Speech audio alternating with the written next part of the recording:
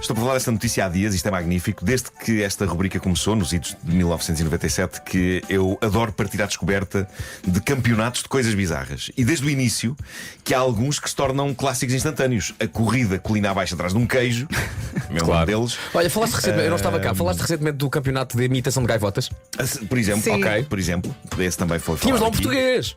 Ganhou! Ganhou! Claro, Não sabia disso. Saiu Temos vitorioso. eu acho que ainda temos aí o som. Portugal! Saiu vitorioso. Sei lá, a prova em que maridos levam as esposas às cavalitas, mas de cabeça para baixo. Esta Pedro deve se lembrar. É mesmo Sim, início um isto. clássico, um A clássico. cavalita Estónia. Ou, mais recentemente, os assustadores campeonatos de bufetadas na cara. Epá, Modalidade desportiva que anda a ganhar bastante tração na Rússia. aguenta e não chora. Com o Vassili.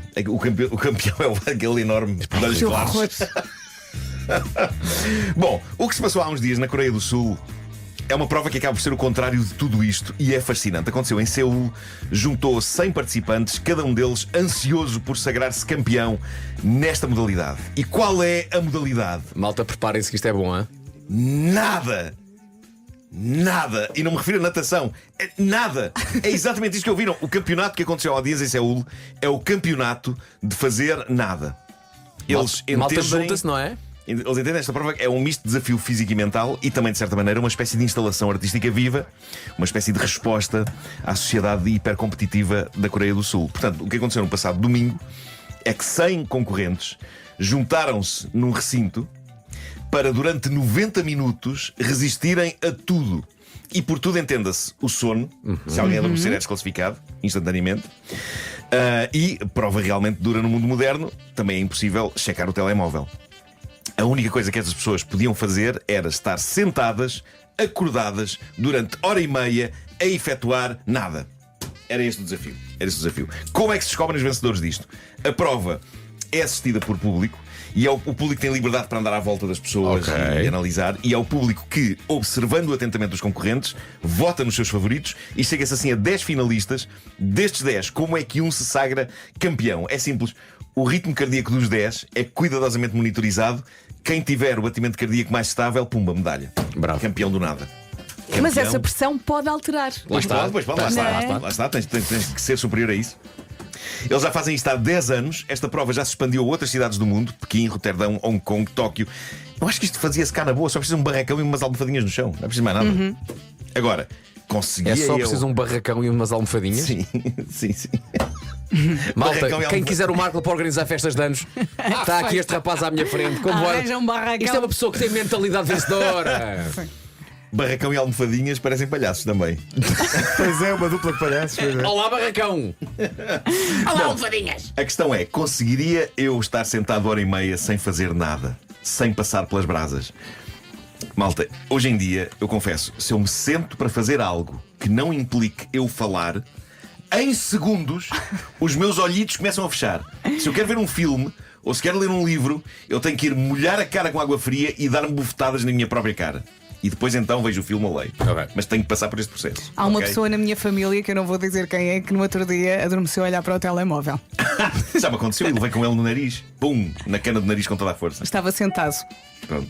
Vocês lembram-se há uns anos quando uma certa operadora de televisão havia uma linha que separava uma coisa da outra? Sim, Há uma linha. sim. Há uma linha que separa. sim. Essa linha aparecia no menu. Portanto, Sim. carregava, quer ver um filme ou não sei o quê. Então carregavas aquilo e aparecia a linha. Sim. Então reza a lenda que minha mulher diz: bora ver um filme. E eu, sim senhor, vamos ver um filme. Eu carreguei, apareceu a linha e eu nunca mais fiz nada. O quê? A linha apareceu e eu adormeci. Mas pronto, isto lembra-me uma ideia que o Salvador Martinha teve há tempos. O Salvador, ele acha que eu não consigo estar sossegado sem fazer nada. Ele acha que eu tenho que estar sempre a escrever algo, ou tenho que desenhar algo, ou cumprir uma deadline, ou estou agarrado ao telemóvel. Então ele teve a ideia de fazer um documentário chamado Nuno Marco Faz Nada.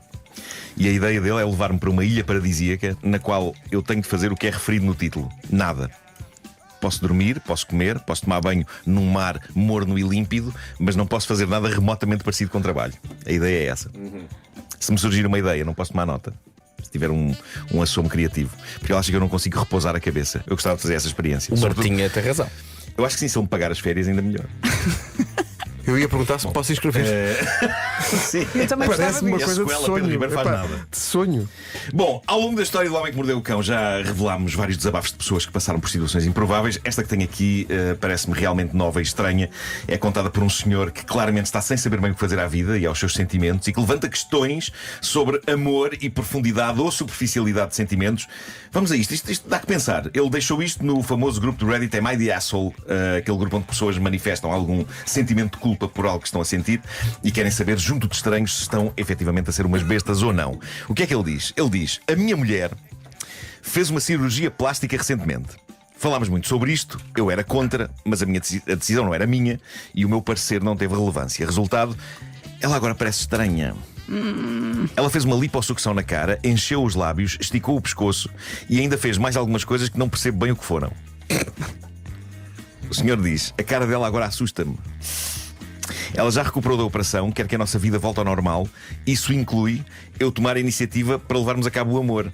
Faço isso, só que não tanto como era costume. E agora asseguro-me que o fazemos com o mínimo de luz possível. Isto é um drama, mas é terrível. Como é que... Pá, que situação Isto é é esta? muito delicado. Olha, Cris, Atenção. vi uma Situação coisa num esta. filme no outro dia, bora experimentar, que é tu com um lençol a tapar a cara. Meu Deus, há que dizer. Há que dizer que esta sociedade pressiona as mulheres para não envelhecerem, o que é dramático. E há muitas que cedem a esta ideia de cirurgia plástica que, muito sinceramente, parece-me que às vezes suga a expressão a uma pessoa e tem resultados só estranhos. Por outro lado, quando se ama alguém, não se ama mesmo que a pessoa mude de cara. A pessoa é a mesma, mas neste caso o marido não sabe o que fazer. Diz ele: passaram-se meses, cada vez me é mais difícil olhar para ela. E claro que ela reparou. Tem insistido muito comigo para que eu diga o que é que se passa. Eu tento dizer-lhe que ando só cansado do trabalho. Deviam conversar, têm que conversar. Digo-lhe tudo menos a verdade. Um destes dias ela passou-se, perguntou-me se eu andava a ter um caso com alguém. Disse-lhe que não. Ela pediu-me para ver o meu telemóvel. Desbloqueei-o e passei-lhe o telemóvel. Disse-lhe que não tinha receio que ela encontrasse alguma coisa porque não havia lá nada para encontrar. Ela esteve 1 hora a vistoriar o meu telemóvel. Não encontrou nada. Perguntou-me então porque é que mudei. Tentei explicar que era uma fase em que estava menos interessado na intimidade. Mas nada que eu dizia a satisfazia. Continuou a escavar. Até que finalmente, encurralado, disse-lhe a verdade. Não fui agressivo, nem duro a fazê-lo. Disse-lhe apenas que não achava atraente a cara nova dela e que perderam o entusiasmo. Eu acho piada que eu diga não fui agressivo nem. E depois despejou tudo. Agressivo? Não. E depois disse-lhe só que não achava a cara dela atraente. E ela? A questão é que não há uma maneira que não seja agressiva de dizer isto. Claro. Não há. Nem que ele tivesse dito isto ao som de Vivaldi. Não é? Tipo, preparava uma coisa bonita. Não. Depende da estação de Vivaldi. Mas também exato. O inverno é tramado. É tramado, por acaso é. Mas isto é tramado de dizer e é tramado de ouvir.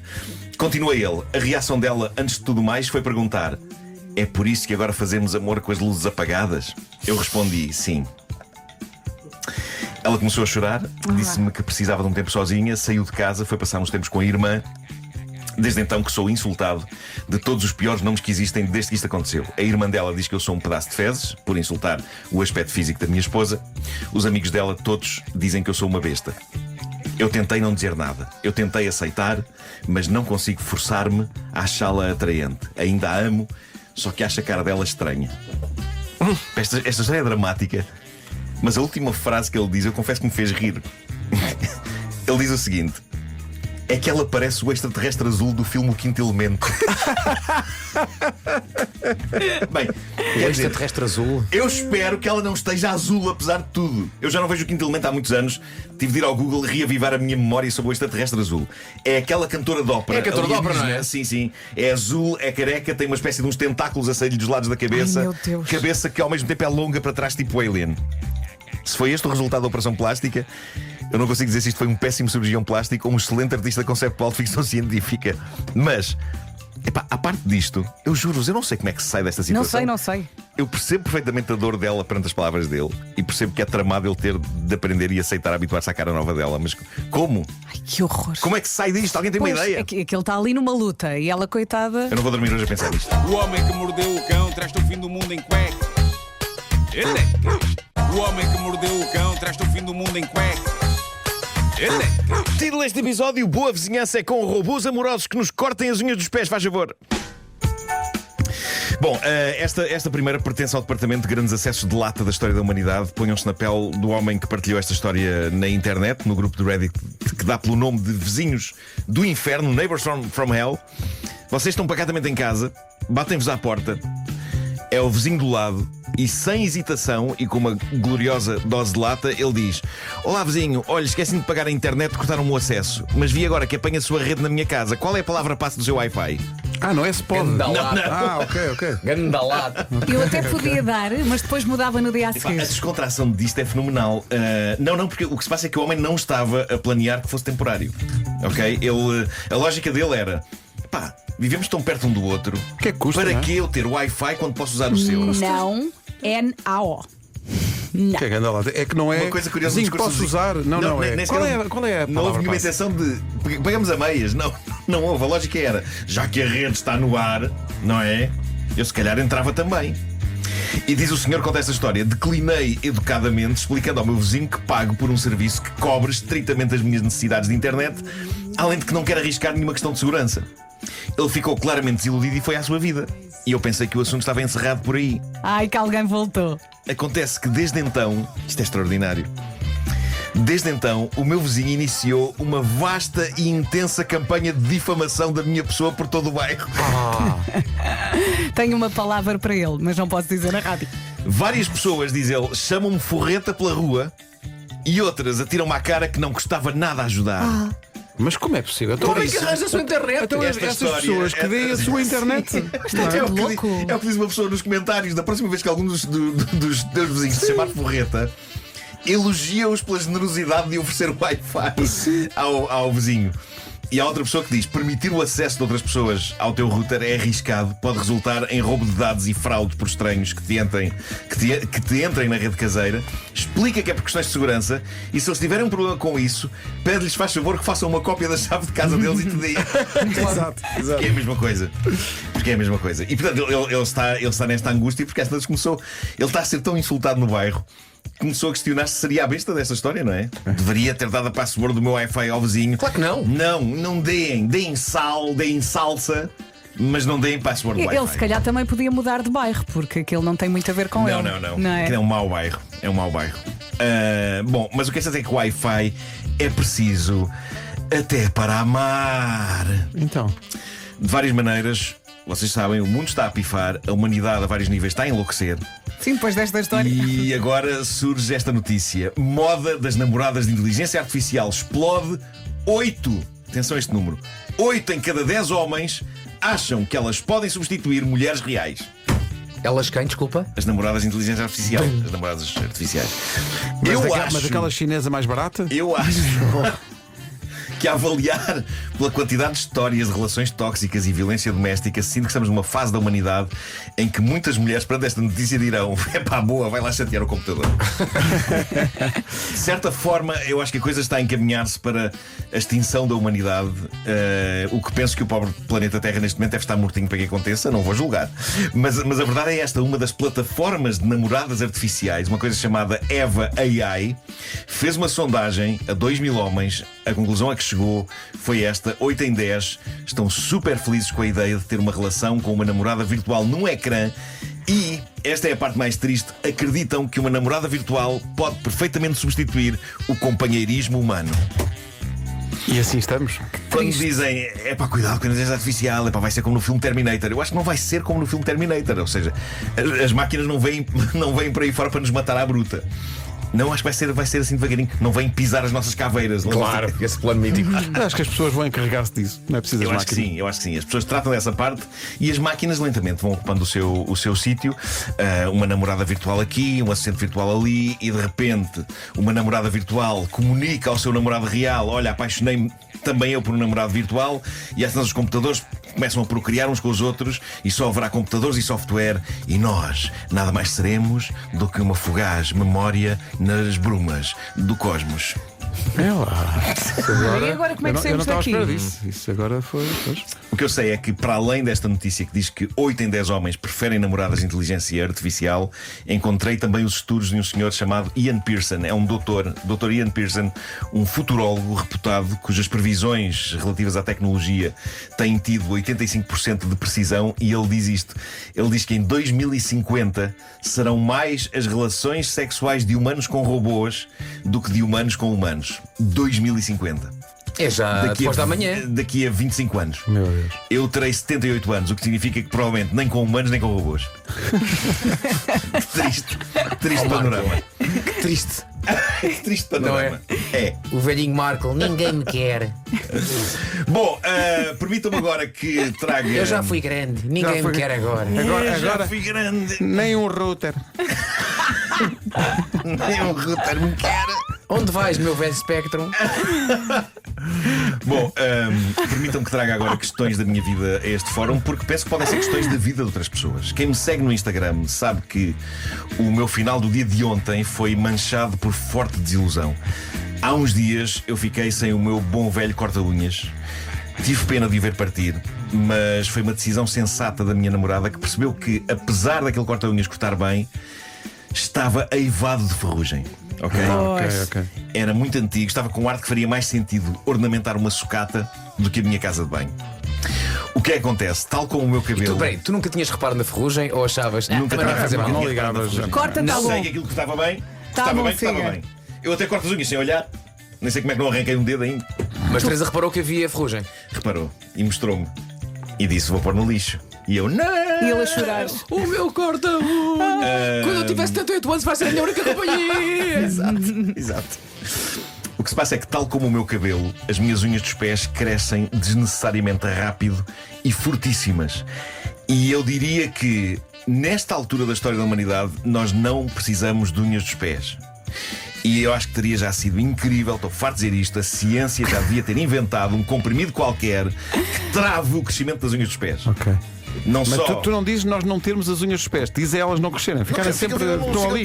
Pois. Também aceitável. Pronto. Não há vantagens em ter unhas dos pés. E não só isso, como a partir de uma certa idade até há desvantagens. Não é que uma pessoa está ali curvada a cortar e é uma maçada. Se E a às pessoa- vezes até rasgas as meias, pá. Pois Sim, é, pois é. Sim, sim, é verdade. Mas também não pronto. me consigo imaginar sem elas. Eu investi Acho que novo. fica feio. Investi num novo corta-unhas, é isto que eu tenho para vos dizer. Investi compraste num ok. novo corta-unhas, não foi barato, Investiste quanto? já vou dizer. E agora tu dizias uma coisa absoluta. Vamos- 700 40 euros. euros. Ótimo aspecto, ótimo aspecto. Vamos ficar Basicamente, chocados. Todo o meu dia de ontem existiu em função daquela que seria a grande meta do dia, depois de um duchinho de fim de tarde, pôr em ação o meu novo corta-unhas. Problema: o meu lindo e caro corta-unhas faz tudo menos o quê? Cortar as unhas. E quando eu digo faz tudo, quer dizer que não faz rigorosamente nada, porque um corta-unhas basicamente serve para cortar unhas. E o que ele faz é o quê? É moer. Ele moe as unhas. E percebi que não moe só as unhas. Eu tentei usá-lo para cortar uma cordinha que prendia a etiqueta de uma camisa. Nada. Não corta. Mói. Seja o que for que se ponha ali no meio, unhas, cordéis, mói. Mói. O meu corta-unhas custou 4 euros. 800 escudos! Pensei que fosse mais. Para moer. Ok, mas é que eu acho caro 800 escudos por um. Sim, na Hoje medida, em dia, 4 euros, na quer medida dizer. que não faz o que é Exato, suposto. tendo em conta a Mói. prestação Mas dele. olha, não retiraste uma partezinha que se calhar tens que tirar? Não, E tá, agora? eu observei tudo cuidadosamente. Não tem nada para tirar. Não tem nada para tirar. Tens que afiá-lo. Mas compraste numa loja específica de corta-unhas ou não? É de uma marca boa de produtos. Fala-me de lojas específicas de corta-unha. Então não conheces. Neles Aras. Bom, isto gerou uma conversa muito interessante nos comentários do Instagram que eu gostava de trazer a este fórum, porque a da altura gerou polémica a vários níveis. Primeiro, algumas pessoas acusaram-me de ter comprado um corta-unhas de mãos quando existem corta-unhas específicos Também de pés. pensei nisso. Eu não sabia. É para grande mim, ou pequenino? Um corta-unhas corta todas as unhas. Eu tenho um pequenino, mas eu não me adianta, eu não tenho unhas de mãos para cortar, então comprei um maior. Só que mesmo assim parece que é só para dedos maiores. De mãos, não de pés, não sei. Mas a fotografia está no meu Instagram, podem confirmar. Ok, deixa-me ir lá ver. Que tipo de corta-unhas é. Depois, Eu sempre acreditei que a altura certa para cortar as unhas era depois do banho, porque elas ficam moles. Sim. Móis. Prontamente, uma seguidora do meu Instagram, Catarina Aragão, diz: a seguir ao banho as unhas ficam moles, queres cortar uma banana mole? Claro que fica nhé. É um facto. Tem de estar dura para dar aquele clique, de saltar e parecer que vai partir um vidro. Toda a gente sabe. A unha fica nhé. E adorei a última frase. Pergunta ao Vasco. Vasco, creio que estás aqui a ser invocado como conhecedor de técnicas Olha, de o teu embelezamento corte- e o teu- não como um indivíduo dotado de unha rija. Deve ser. O teu corta-unhas é muito pequenino, eu acho que é de mãos. Epá, Parece-me. mas então dentro dos corta-unhas de mãos há vários tamanhos. Tens o grandalhão. Trouxeste aí, cortei uma unha da mão para ver se funciona.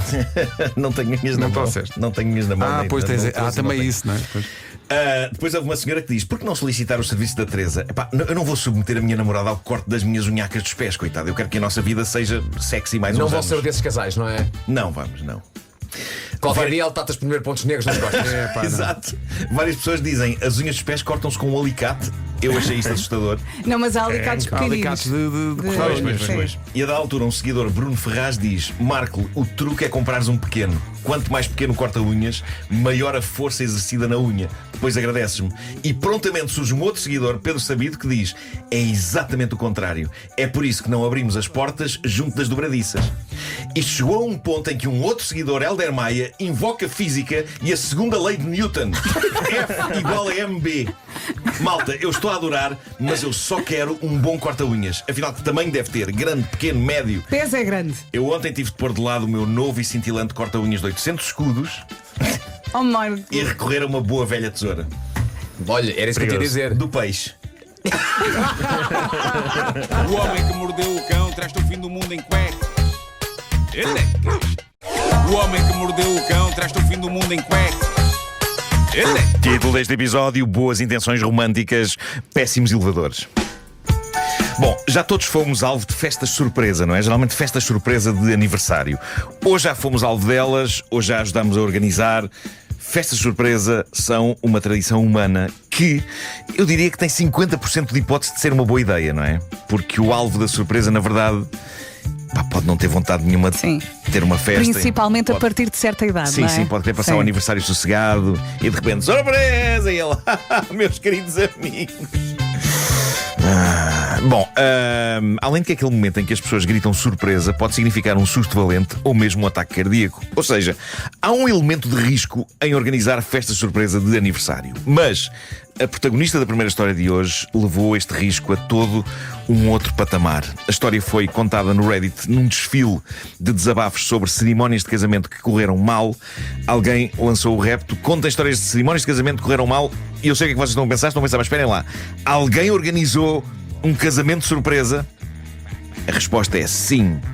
Naquela que é capaz de ser a pior, a mais mal calculada ideia de todo o sempre. Quem contou a história não foi, na verdade, nem a noiva nem o noivo. Foi um organizador e decorador de casamentos que diz: há 2 anos fizemos a decoração para uma cerimónia mesmo bonita. A meio do dia descobrimos que se tratava de um casamento surpresa. Mas como assim um casamento Mas quem é que surpresa? decidiu? Basicamente o casal não estava sequer noivo, mas ela que? planeou a coisa toda, porque nas palavras dela ele nunca mais a pedia em casamento. Epá, metam-se na sua vida. pá. Valha-me Deus. Isto tem tudo para dar certo. Que sonho. Ou seja, como ele nunca mais a pedia em casamento, ela tomou as rédeas à situação e montou para ele todo um casamento surpresa. E não é demais frisar isto, não era uma mera brincadeira, não era um casamento a fingir. Estava lá o padre, estava o registro civil, estava lá tudo para a cerimónia ser devidamente selada oficialmente. Porque ele nunca mais a pedia em casamento. Isso não será um sinal? Se calhar vou concordar a pleno com a Vera. Se calhar o rapaz não estava para aí virado. Era porque, como é que se diz? Não queria. Não queria. Exato. Não Pois, queria. Atenção, pois, se cá estava feliz assim. Repara, diz o senhor que organizou o casamento, foi no campo de golfe, onde o rapaz ia jogar golfe. Ele apareceu ali para jogar golfe como ia normalmente, achou que ia mesmo só jogar golfe, mas não. Quando deu por ele, estava a entrar no seu próprio casamento. Viu-a vestida de noiva, parada ao pé de um altar, a olhar para ele, à espera que ele se juntasse a ela. Ele olhou para aquilo e fugiu a correr dali para fora. Claro. Como seria de esperar, diz o Claro. decorador de casamentos. Os comentários são ótimos, há quem diga: mas como é que ninguém, amigos, família, tentou impedi-la de levar isto para a frente? há quem diga também, é preciso viver sem completa ilusão para achar que isto é uma coisa romântica de se fazer, quando na verdade ninguém, possivelmente nem ela própria, gostaria de estar naquela situação. A mesma pessoa acrescenta, quer dizer, na volta ela era até capaz de gostar, mas ainda assim isto continua a soar completamente maluco. É sim, senhor. Eu só queria ser uma mosca. É sim, senhor. Para o momento seguinte em que estiveram juntos. Para ouvir aquela conversa. Sim. Então o que é que se passou? Nada. Mas continuaram juntos? Ou ele passou-se. Não, acho acho que que acabou. não. Acho que acabou. Acabou. O meu comentário favorito destes que foram feitos a seguir é o que diz em caps, tudo letra grande. Isto é o que as comédias românticas fazem às mentes dos ingênuos. Bravo. Sim, mas reparem, mesmo numa comédia romântica, isto ia soar absolutamente estranho. Isto era o tipo de coisa que levaria um espectador, mesmo o maior fã de comédias românticas, a dizer Demasiado. forçado. Se eles ficassem juntos depois disto, muito forçado. Mas pronto, a realidade bateu à porta. Ela achou que ele ia adorar isto, ir jogar golfe, e em vez disso encontrar um altar e um sacerdote e tudo. Ai, meu Deus. Malta, eu sei que vem aí o São Valentim. Não é demais frisar aos nossos ouvintes, não façam isto à pessoa amada. Deem-lhe um presente bonito, mas por amor de Deus, não montem um altar, nem chamem um padre, nem o registro civil de surpresa. Porque pode não funcionar. Pode não funcionar. Bom, é provável que um ouvinte nosso tenha deixado no Reddit do Homem que Mordeu o Cão a melhor história de sempre desta rubrica, envolvendo ouvintes desta rubrica. Há que dizer que isto não é uma história cómica, pelo contrário, há aqui muita aflição, há aqui muita angústia envolvidas, mas a maneira como isto termina é incrível. Isto foi enviado por um ouvinte chamado Vitor. Façam como o Vitor, vão ao reddit.com, façam busca por Homem que Mordeu por HQMC e descubram e partilhem histórias reais inacreditáveis. E já agora espero que vão lá aplaudir esta história, porque ele merece. Diz então o nosso ouvinte: a história que vos trago aconteceu em 1997 na cidade de Braga. Eu residia em Barcelos, a uns 25 km de Braga, mas nesse dia, uma sexta-feira, fui a uma empresa de segurança entregar o meu CV, porque sabia que procuravam funcionários. Cheguei já bem perto da hora de fecho. Rapidamente subi ao segundo andar de um velho prédio, mas infelizmente o escritório estava já fechado há 15 minutos. Fiquei chateado, uma vez que tinha feito 25 km para nada, teria de voltar na semana seguinte. Chamei o elevador, entrei e comecei a minha descida ao inferno / paraíso. Malta, eu digo-vos uma coisa, quando ele diz comecei a minha descida ao inferno / paraíso, eu quando li isto pensei, epá, ele está a exagerar. Não, vocês não estão bem a ver o que esperava este nosso ouvinte. E já agora o que nos espera a todos hoje, nesta manhã. Oi? Não, ao ouvir a história. Não vai acontecer nada de mal. Não, pensei que de repente lá fora estavam os casamentos montados. Já não preciso, já estou casado. Vamos sofrer com este ouvinte. Nós vamos sofrer com ele. O elevador parou no primeiro andar, onde entrou uma linda loirinha que com voz sensual me disse boa tarde. E da mesma forma respondi. Quando ele diz da mesma forma, suponho que também ele tenha sido sensual. Também foi sensual, exato. Boa tarde. Eu nunca saberia dizer boa tarde de forma sensual. Iria sair mal com... Tenta lá. Ok, eu sou uma loira, olha para mim e diz-me Ok. boa tarde. Boa tarde. Isso é só tarado. só creepy. Chamar a polícia, não é? É só Chamar a creepy. polícia. Eu sacava do Mace, pumba, já Claro, foste. claro. Ali nos olhos. Bom, apenas alguns segundos. Apenas alguns segundos de viagem no elevador e um grande estrondo faz-se ouvir dentro do elevador, parando este imediatamente entre o primeiro andar e o resto do chão. Tentei disfarçar o medo, pensando que alguém ia aparecer de imediato. Errado. Bom, aqui já está um dos meus maiores pânicos, que é ficar preso no elevador. Não sei como é que vocês lidam com isto. Mas nunca tive esse. Mas- Eu já fiquei preso em elevadores, mas Eu não. depois de descobrir que padeço de claustrofobia, epá, para mim é um pesadelo.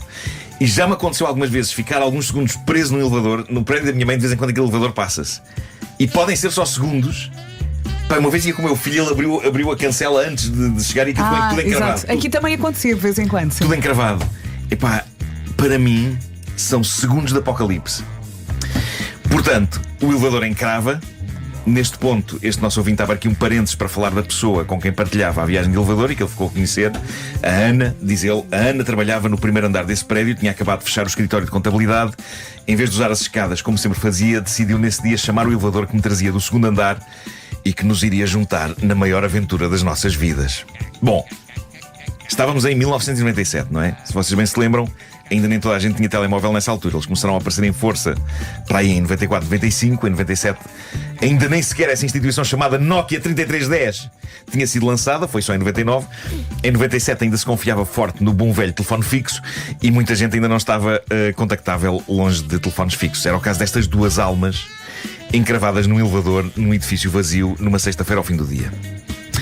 Voltando ao elevador e vendo aquela noite de inverno cair e sem forma de pedir ajuda, diz ele, só me restava aguardar e consolar a Ana, que estava completamente em pânico. Durante a noite, com a ajuda do guarda-chuva, partimos o vidro do elevador à altura das nossas cabeças, rente ao chão do primeiro andar, para podermos respirar melhor, e apenas comemos 2 bolachas e uma maçã, que a Ana tinha no saco. Afinal, no dia seguinte, de certeza que alguém iria aparecer para nos tirar dali. Não dormimos nada nessa noite gelada de inverno. O sábado acordou trazendo esperança, mas à medida que o tempo passava, só angústia e pânico. A Ana chorou o dia todo, adormeceu no meu ombro. Eu confesso que também chorei, aproveitando que a Ana não estava a ver. Pá, isto é a situação mais dramática que já passou por esta rubrica. Aconteceu no inverno de 97, malta. Precisamente quando esta rubrica começou. Nós aqui na galhofa e eles presos. Meu Deus. Eles mais tarde ficaram a saber as diligências que as respectivas famílias fizeram, diz ele. Em nossas casas, a minha mãe e o pai da Ana apresentaram queixa na GNR quase ao mesmo tempo, em cidades diferentes, por desaparecimento. E no domingo de manhã, o patrão da Ana dirigiu-se ao escritório para ver se ela ainda lá estava. Devido ao cansaço, devíamos estar a dormir, pois não ouvimos nada. E à entrada do escritório, se pelo menos ele tivesse olhado para o lado, teria visto vidros partidos do elevador no chão. Mas definitivamente não era o nosso dia de sorte. Epá, isto é preciso ter azar. Claramente o patrão usava a escada, do resto chamou ao primeiro andar. Claro. Pronto. Se ele tivesse tentado chamar o elevador, talvez tivesse percebido que havia sarilho. Com frio, fome e medo, ali fomos ficando à espera, quando de repente nos apercebemos que na segunda-feira era feriado. Ei, não pode ser. Epá, não pode ser. Incrivelmente, só quase 2 dias depois nos lembrámos disso. Não foi toda uma boa sensação. O resto da história, diz ele, não é muito interessante. Apenas o choro da Ana, o medo de morrermos ali. A terça-feira finalmente chegou. Fomos resgatados, fomos levados para o hospital, onde nos deram soro e dormimos finalmente em paz. Acordei horas depois, tinha ao meu lado a Ana, linda, já lavada e penteada, ao contrário de mim, que era apenas ainda um farrapo. Agora reparem no epílogo disto. O resto da história, diz ele, foram 10 anos de casamento e 2 filhos lindos. Estás a gozar. Estou a arrepiar. Estás a gozar. A nossa relação acabou, diz ele, mas a nossa ligação e amizade será para sempre. A Ana nunca mais apanhou o elevador no primeiro andar. Pois claro, imagino. Opa, já se separaram? Já. Oh, pá, que chatice. Pá, eu acho que nunca mais na vida eu apanhava qualquer elevador, fosse para cada fosse. Não, vou para a escada. Mas aqui no 14º, não vou para a escada. Não faz mal. Agora, claro, estamos todos a pensar no mesmo, e o mesmo foi pensado por alguém nos comentários lá no Reddit que diz: bem, normalmente os casais só têm à vontade para partilhar o quarto de banho ao final de um dia de um ano de relacionamento. No vosso caso foi logo no primeiro dia. E o Vítor respondeu: foi muito difícil. Nunca tocamos muito nesse assunto com outras pessoas quando contamos a história. Eu tentei contar apenas isto de forma romântica, mas não aconteceu o número 2. Mas número 1 aconteceu. Claro, óbvio. Pois. Agora, imaginem o pesadelo. De facto, estas duas pessoas, das duas uma, ou nunca mais se queriam ver na vida, ou iam ficar juntas. Ou é um laço que ficou para Não sempre. ficaram juntas para sempre, pronto, ficaram juntas 10 anos. Mas eu acho que ficámos com vontade de saber mais. acaba por ser para sempre porque continuam amigos. Claro. Isto Mas é um que tu elo demoraste aqui. muito a chegar até à terça e depois foi tudo muito rápido. Pois foi porque às tantas não aconteceu muito mais, não é? Quero mais, quero saber mais. Não, mas a questão aqui é Reparem, quando eles entram no elevador e se cumprimentam, Sim. pá, não lhes pode passar pela. Não, eles não fazem ideia do que aí vem. Sim. Quando há aquele boa tarde.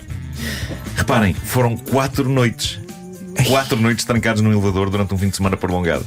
Epá, é como aquele filme do 127 horas, mas sem braços de fora. Exato, Sim, não é? Sim. Acho que deve haver imensa gente com claustrofobia de ouvir esta edição. Inconcebível Sim. isto. Só de imaginar. Bolas. O homem que mordeu o cão traz-te o fim do mundo em cuecas. Ele. Eu hoje estou muito satisfeito com este título porque eu acho que é dos mais épicos e dramáticos de sempre que esta rubrica já teve. Go. Título deste episódio: Bodas de sangue, coração partido no oceano. Bravo. Previamente em O Homem que Mordeu o Cão. Vocês lembram-se do nosso ouvinte que acabou na cama com a sogra, completamente sem querer? para quem não ouviu na altura. Tu já contaste muitas histórias que envolvem isso, pá. Portanto, tens que dar mais contexto. A última foi com o sogro. É, exato. Na sexta-feira. Mas para quem não ouviu na altura, basicamente era um ouvinte que era jovem, estava a passar a noite na casa da namorada, que agora é a mulher dele. Os pais dela tinham imposto limites, cada um deles tinha de dormir no seu quarto. Limite esse que ele quebrava porque à meia da noite ia aninhar-se na cama com a namorada. Já me lembro. Pronto, mas houve uma noite em que a namorada precisou de ir à casa de banho, ele ficou sozinho na cama, virado para a parede. Nisto entra alguém na cama que ele achava que era a namorada, afinal era a mãe dela. Eu lembro de ter achado muito Não estranho é? porque é que a mãe dela quis aninhar com a filha. Desde que ela era pequenina, que a mãe tinha o hábito de, à meia da noite, ir dormir com a filha. E para tornar tudo mais dramático, ele estava nu. Ele estava nu na cama. Não por razões marotas, mas porque, diz ele, que estava calor. Tá E então, bem, tá, calma. Ele apercebeu-se que a sogra estava na cama e encostou-se toda à parede em pânico, mas a dada altura a senhora acordou e a única coisa que ele conseguiu dizer, deitado ao lado dela e olhos nos olhos, foi boa noite. Isto foi o que aconteceu. Esta história está agora a fazer 1 ano que foi contada neste estaminé. Como o tempo passa, macacos me mordam. E eis que regressa este nosso ouvinte, que no Reddit do Homem que Mordeu o Cão tem o nome No Recognition 1898. Epá, malta, mudem os nomes aleatórios que o Reddit vos dá para coisas mais normais. Sobre esse episódio, diz ele, acrescento apenas que no Natal passado da minha sogra recebi um lindo mata-moscas cor-de-rosa em forma de ursinho. Se foi uma mensagem por ter divulgado esse episódio numa rádio nacional, talvez, só sei que me farto de matar moscas agora. É útil, é útil. Diz ele que, depois de contar este episódio da vida dele na rádio, vários elementos da família andam a espicaçá-lo para ele contar um outro acontecimento que ficou afamado naquele agregado familiar. Ele finalmente decidiu partilhar isso connosco e eu adorei esta história. Isto é... Pá, é um épico. Esta história, diz ele, passou-se em 2004, quando o meu pai decidiu reparar no dia do casamento da minha irmã um cabo solto que não incomodava ninguém a não ser ele mesmo. Isto é uma boa primeira frase. Não diz muito, mas diz o suficiente. Quando em dia de casamento alguém decide proceder a reparações elétricas, epá, é promissor.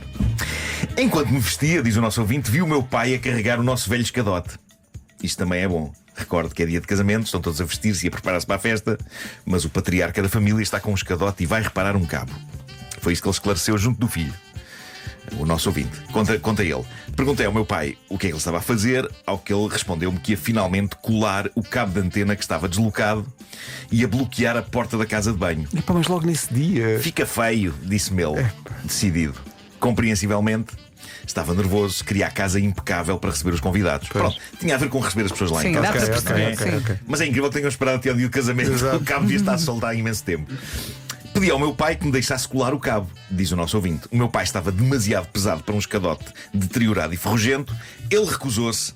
Aliamos teimosia, idade e fanfarronice e temos uma inquebrável determinação em demonstrar que só ele é que sabe. Os outros que se encostem e aprendam. Eu, contrariado, aqui e fui-me vestir. Posso ter um aplauso para o uso do nem sempre usado, mas bem-vindo verbo aqui-ser. Aqui-ser. Bolas. Que é quando está frio, o que é que a pessoa faz? Aqui-se. Ao mesmo tempo, diz o nosso ouvinte, a minha mãe estava com a minha irmã, a noiva, na cabeleireira a prepararem-se para o casamento, mas foi a aparentemente inócua missão de colar um cabo de volta ao sítio que revelou ser um desastre inesquecível que marcou para sempre este dia, tornando o casamento estupendamente memorável. Este ouvinte sabe fazer a coisa, não é? Teasers a meio da história. Este também é o Dan Brown da vida familiar. Consegui pelo menos vestir as calças, diz ele. Ouvi então um estrondo enorme, seguido de gemidos de dor. Ai, pá, coitado. Corri, tentei abrir a porta, mas estava bloqueada pelo escadote. Gritei, empurrei a porta até que finalmente cedeu. Deparei-me com uma poça enorme de sangue no chão e por cima dela estava o meu pai, de pé, à frente do espelho, a tentar endireitar o nariz, que estava visivelmente partido. Ai, que dor. Em choque, dei-lhe uma toalha para ele comprimir o nariz e liguei imediatamente à minha mãe. Pá, que desgraça, que erro, para que o cabo? Mas isto é só o começo, O pior, no entanto, diz o nosso ouvinte, começou a desvendar-se aos poucos, ainda durante o telefonema. O meu pai começou a comportar-se de forma estranha. Ora, a fazer alongamentos. Alongamentos? Ora, a fazer alongamentos, queixando-se que tinha que perder peso. Ora, a dizer-me que o cão tinha de ser passeado, apesar de termos levado à rua momentos antes. Deambulou pela casa com a toalha no nariz e parou de repente na sala. E perguntou-me admirado: que bolos são estes? O quê? Estranhei, mas Bateu com a respondi: cabeça. são para o casamento. Quem? A resposta. O filho respondeu que são para o casamento. A resposta fez-me estremecer, diz ele, e apercebi-me de que algo grave estava a acontecer com o meu pai. Porque ele diz: o casamento é hoje. Pá, que loucura, que loucura. coitado. Diz ele, foi aqui que comecei a entrar em pânico. Meu pai sentava-se, levantava-se, irrequieto e desorientado, ora decidido, ora confuso, espalhando sangue por todo lado, porque se esquecia de pressionar o nariz. Um cenário de terror. Eu, meio vestido, perseguia-o com uma esfregona ensanguentada, tentava convencê-lo a ficar quieto e respondia da forma mais calma que me era possível às perguntas repetitivas que ele me ia atirando. Mas quanto mais estranhas e repetitivas eram as perguntas, maior era o meu pânico. A campainha soou, descemos pelo elevador, do outro lado da estrada a minha mãe esperava dentro do carro com metade do cabelo feito. Os dois arrancaram para o hospital, que ficava felizmente a menos de 5 minutos de carro. A minha irmã chegou pouco depois, conduzida pela cabeleireira, também de cabelo meio feito. Uma coisa é certa, entre mãe e filha tinham todo um cabelo feito. Cada uma tinha uma metade. Peço desculpa, vou retomar. Decidiram trazer a noiva para casa e terminar o cabelo, unhas e afins. Em casa, lembro-me de ver a cabeleireira consolar a minha irmã, abanando-lhe o rosto com uma revista, a fazer de leque e pedindo-lhe que não chorasse para não ficar borrada. Nisto, eu limpava o chão, num ataque de pânico atrás do outro. As incertezas eram muitas. Qual seria o estado em que meu pai ficaria depois daquilo? Ficaria mentalmente são? Quanto tempo no hospital? E a minha irmã? E o casamento? Este desastre não impediu, felizmente, o casamento e brindou de momentos tão memoráveis quanto bizarros. Lá está ele a fazer teaser outra vez. Surpreendentemente, diz ele, a cerimónia atrasou apenas cerca de 2 horas. O noivo e a respectiva família foram avisados do motivo do atraso. O meu pai regressou do hospital com 2 tampões que conferiam o dobro do tamanho ao nariz, que já estava no sítio, mas visivelmente deformado, 2 costelas fraturadas, drogado com analgésicos, e a minha mãe seguia atrás dele orientando-o. Não era claro se o empurrava com irritação ou se o guiava com pressa. Talvez os dois. Eu adoro as descrições que este ouvinte faz, é ótimo. São maravilhosas. A pancada desorientou o meu pai, mas uma ressonância despistou qualquer dano que levantasse preocupação imediata. O senhor teve amnésia temporária. Isto é incrível. No dia do casamento da filha. A minha frase favorita até o momento é sem dúvida: que bolos são estes? Continuando a narrativa do nosso ouvinte, ele diz: o médico aconselhara ao meu pai a ficar em repouso absoluto. Conselho esse prontamente ignorado pelos meus pais, que seguiram para a missão de casar a filha. Em casa, as atenções desviavam-se para o rosto desfigurado do meu pai, pondo a noiva em segundo plano. A minha mãe retocava a maquilhagem dela, da minha irmã e do meu pai, que estava cheio de base para disfarçar os olhos negros e o nariz inchado. É para que eu disse. No caminho para a cerimónia, os medicamentos estavam agora no auge do seu efeito. O meu pai sentia-se melhor, atrevia-se a fazer piadas com o sucedido, quase todas imediatamente interrompidas pela minha mãe, que estava nesta fase mais irritada do que preocupada. Devia estar a cuspir fogo. O meu pai tentava compor-se ao espelho do carro. Tinha os olhos negros da pancada, os óculos de sol disfarçavam, mas o nariz estava demasiado inchado para passar despercebido. Pai, eu adoro a descrição que se segue do momento em que o pai, neste lindo estado, levou a filha até ao altar. Desculpa.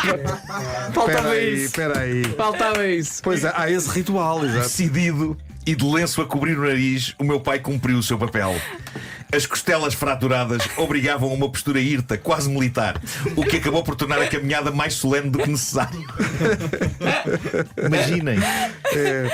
Era mais a noiva a levar o pai, diz ele. Eu estou a chorar já. Uma das convidadas do nosso ouvinte, que não sabia do que se passava, disse em tom carinhoso: olha o pai a chorar. Ao que meu pai respondeu, rindo-se e apontando o lenço ensanguentado: não, não, é sangue. A minha mãe quase saiu disparada para o pontapear. Não batam mais neste homem. Seguiu-se uma paragem em meio de uns degraus, porque a liga da minha irmã escorregou-lhe perna abaixo. Parecia que estava possuída este casamento. Ela olhou em volta, pontapeou para o meio dos convidados. Ouviam-se gargalhadas, umas confusas, outras genuinamente entretidas com tudo o que se estava a passar. O noivo aguardava estoicamente pela sua futura mulher. Imaginei que ele estivesse a pensar qualquer coisa como: mas onde raio é que eu me vim meter? Ainda hoje, diz ele, ainda hoje lhe reconheço esta expressão ocasionalmente quando a família se reúne. Agora, o epílogo que se impunha. Diz o nosso ouvinte: hoje o meu pai diz não se lembrar mais do que uns 10% do casamento. E sempre contamos a história, A mãe não quer falar ele sobre julga isso. que estamos a exagerar, mas garanto eu e a minha irmã que reviu este texto que não há exagero. Foi até difícil cobrir todos os pormenores e descrever tudo o que sentimos neste dia. Houve, para além da incredulidade, desespero, euforia, uma preocupação pesada de não sabermos como ficaria o meu pai, a minha mãe e a noiva no meio disto tudo. Ficámos todos traumatizados, disso não temos dúvidas, mas sempre que revisitamos o casamento da minha irmã, as gargalhadas inundam a sala de boa disposição. E talvez tenha sido o esforço que o meu pai fez para estar presente, apesar de estar de nariz desfigurado e costelas fraturadas, amnésico e entupido de morfina, e pelo meio com uns copos com os irmãos, que tranquilizou a minha irmã e que suplantou a revolta de quase lhe ter dado cabo do dia mais importante da sua vida. Epá, Eu acho que este senhor é incrível. Epá. A própria reparação do cabo foi em prol do Mas casamento diz da uma filha. coisa, o filho da mãe do cabo ainda hoje lá está. Ainda hoje lá está. Olha, vou terminar com uma história que vem da América. É mais curta esta, mas é maravilhosa. Começa de forma razoavelmente romântica. Um casal no seu barquinho.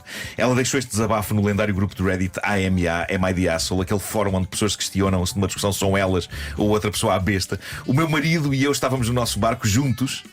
Isto tanto podem ser pessoas finas como uns splinters, dependendo de que barco estamos a falar, não é? A notícia não diz se é um iate ou um bote. Estávamos a relaxar, diz ela, a conversar, a ter uma manhã agradável. De repente, diz ela, o meu marido fica muito sério e diz-me: querida, peço imensa desculpa, mas tenho que dizer uma coisa. Eu peço que me perdoes, mas tive um caso com outra mulher. PAM! Fiquei cega pela fúria e magoada. E não sou uma pessoa de confrontos, diz ela. Por isso, ato contínuo, tudo o que fiz foi levantar-me, tirar todos os meus anéis dos dedos e atirá-los ao mar. Nem sei bem porque o fiz. Sei que foi a primeira coisa que me ocorreu fazer. Diz ela, o meu marido ficou boquiaberto e começa a gritos comigo. Era uma brincadeira, era uma partida. Eu não estava a falar a sério. Fico também boquiaberta. Às tantas, estávamos os dois a chamar-nos idiota um ao outro. Chorei muito ao perceber-me que tinha atirado os meus anéis maravilhosos, sentimentais e caros ao oceano. Ela acrescenta aqui um detalhe. Ela diz que desde sempre que o marido acha que é comediante. Ela diz que ele passa tempo a pregar partidas aos amigos e à família, que diz muita parvoíce, mas que era a primeira vez que ele fazia uma partida com base na relação deles. Então desde este acontecimento eles passam a vida a discutir qual deles é a besta aqui. Ele argumenta que ela não lhe deu tempo de desfazer a piada e que teve uma reação exagerada. Ela argumenta que isto era uma piada escusada, mas admite que talvez atirar os anéis tão depressa ao mar possa ter sido uma estupidez e por isso ela já pediu desculpa. Já agora, deixei para o fim o valor dos anéis. Ai. Ela deitou ao mar, em segundos, cerca de 10.000 euros em ourivesaria. Há que dizer que no grupo de Reddit as pessoas estão do lado dela. Houve uma pessoa que disse: pergunta-lhe que parte da brincadeira era suposto ser cómica. A parte de partir o coração, a parte de ver a chorar, a parte de deixa-me colocar-te na pior situação do Exato. mundo para te ver ir abaixo. Nada aqui é cómico. E se os anéis se perderam, perderam-se pela imaturidade dele. Vai buscar, não, é impossível. Está no Eu mar. só sei é que há uns peixinhos no oceano cheios de bling-bling. Sim. Mas imagina, eu tive um caso e ela traz, pumba. E a esta hora está o pai da outra história. Pá, isso não é um problema.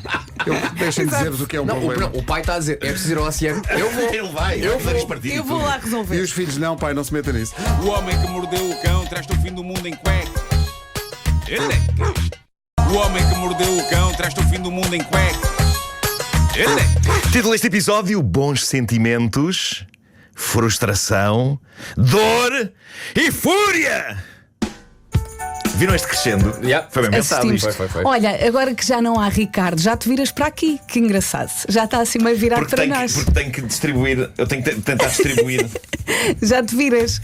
Já te vejo de frente. Vocês iam estar todos à minha frente, porque assim poupava-se, não era? Porque isto assim obriga-me a estar. Tipo, tu eras o professor. Sim. Vamos reconfigurar todo este Ó estúdio. Marco, todos à tua frente é na boa. Amanhã é no Teatro São Carlos. Tu no palco Sim. e nós na plateia. Olhar para ti e responder-te. É isso. Bom, portanto, o título desta edição foi Bons Sentimentos, Frustração, Dor e Fúria, não é? Vou deixar a frustração, a dor e a fúria para o fim, se vocês não se importam. E antes disto, um pouco de fé na humanidade. Eu sei que está calor, no entanto, gostaria de vos aquecer o coração com uma escalfeta de histórias bizarras. Escalfeta de histórias Atenção, bizarras. isto podia ser o título de hoje. Claro. Pelo menos uma história bizarra é muito acolhedora. Envolve um funeral. E se por vocês estiver bem, eu vou avançar. Go, go. Bom, isto foi largado no Reddit por um anónimo. Esta história parte de uma coisa comum, e já contámos aqui algumas histórias sobre confusões destas, pessoas que vão a funerais ou a casamentos errados. Mas neste caso nem se dá o caso de ser uma pessoa que era suposto estar num sítio e vai parar a outro. Não, neste caso, o rapaz que conta esta história não era suposto estar em lado nenhum. Mas, no entanto, recebe uma mensagem de um número desconhecido. E a mensagem diz só: o funeral é às 3, usa roupa escura. Já sabes que ela odiava roupas claras. Sei que não a conhecias muito bem, mas iríamos todos apreciar se viesse. E diz ele: fiquei a olhar para a mensagem que claramente não era para mim, mas soava urgente. Talvez eles precisassem de alguém lá. E assim como assim eu não tinha mais nada para fazer naquela tarde. E foi assim que decidi ir ao funeral de uma completa estranha. Ele foi, eu acho isto maravilhoso. A outra opção Foi dar apoio.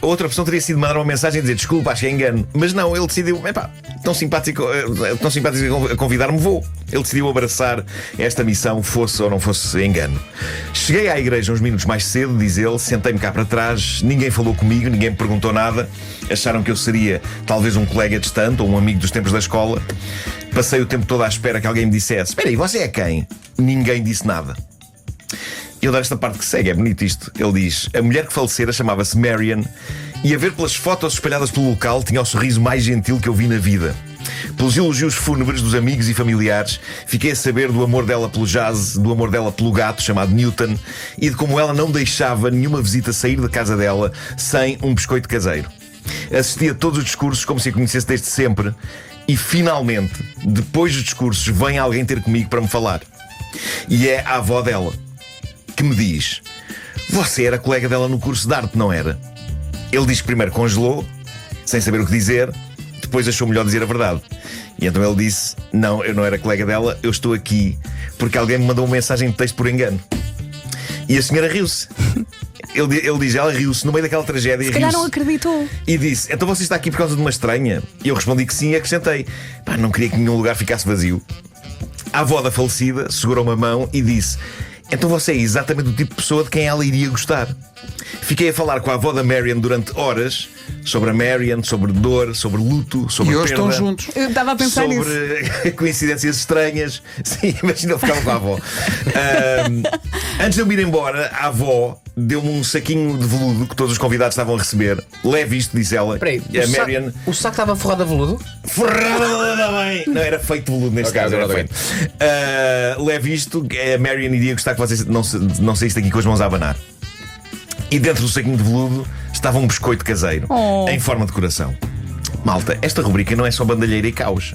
Dado o estado do mundo, é natural que a gente se esqueça disso, mas a humanidade ainda consegue ocasionalmente ser bonita. Mas isto não acaba aqui, reparem. É que eu ia perguntar. Desde então, a avó da Marian manda-me um cartão todos os anos pelo meu aniversário. Tão querida. E sempre com uma receita de biscoitos diferente dentro. E eu dou-me sempre ao trabalho, com todo o gosto, de lhe enviar uma nota de agradecimento escrita à mão. Não sei o que me levou a ir ao funeral naquele dia, mas ainda bem que fui. Às vezes o funeral errado é exatamente o sítio certo onde temos de estar. Ganhou uma avó. Incrível isto. Ganhou ali uma avó. Achei bonito. Mas de certeza que através da avó ainda vai conhecer alguém. Vais Se calhar, ver. Vais se ver. calhar. A vida dele vai se orientar. Ou Falamos então daqui a um ano. É isso, é isso. Bom, e agora vem a parte da frustração, dor e raiva. Já está despachada à parte. Eu tenho que anunciar então solenemente que tive mais um pequeno acidente em casa. Não sei bem o que é que se está a passar.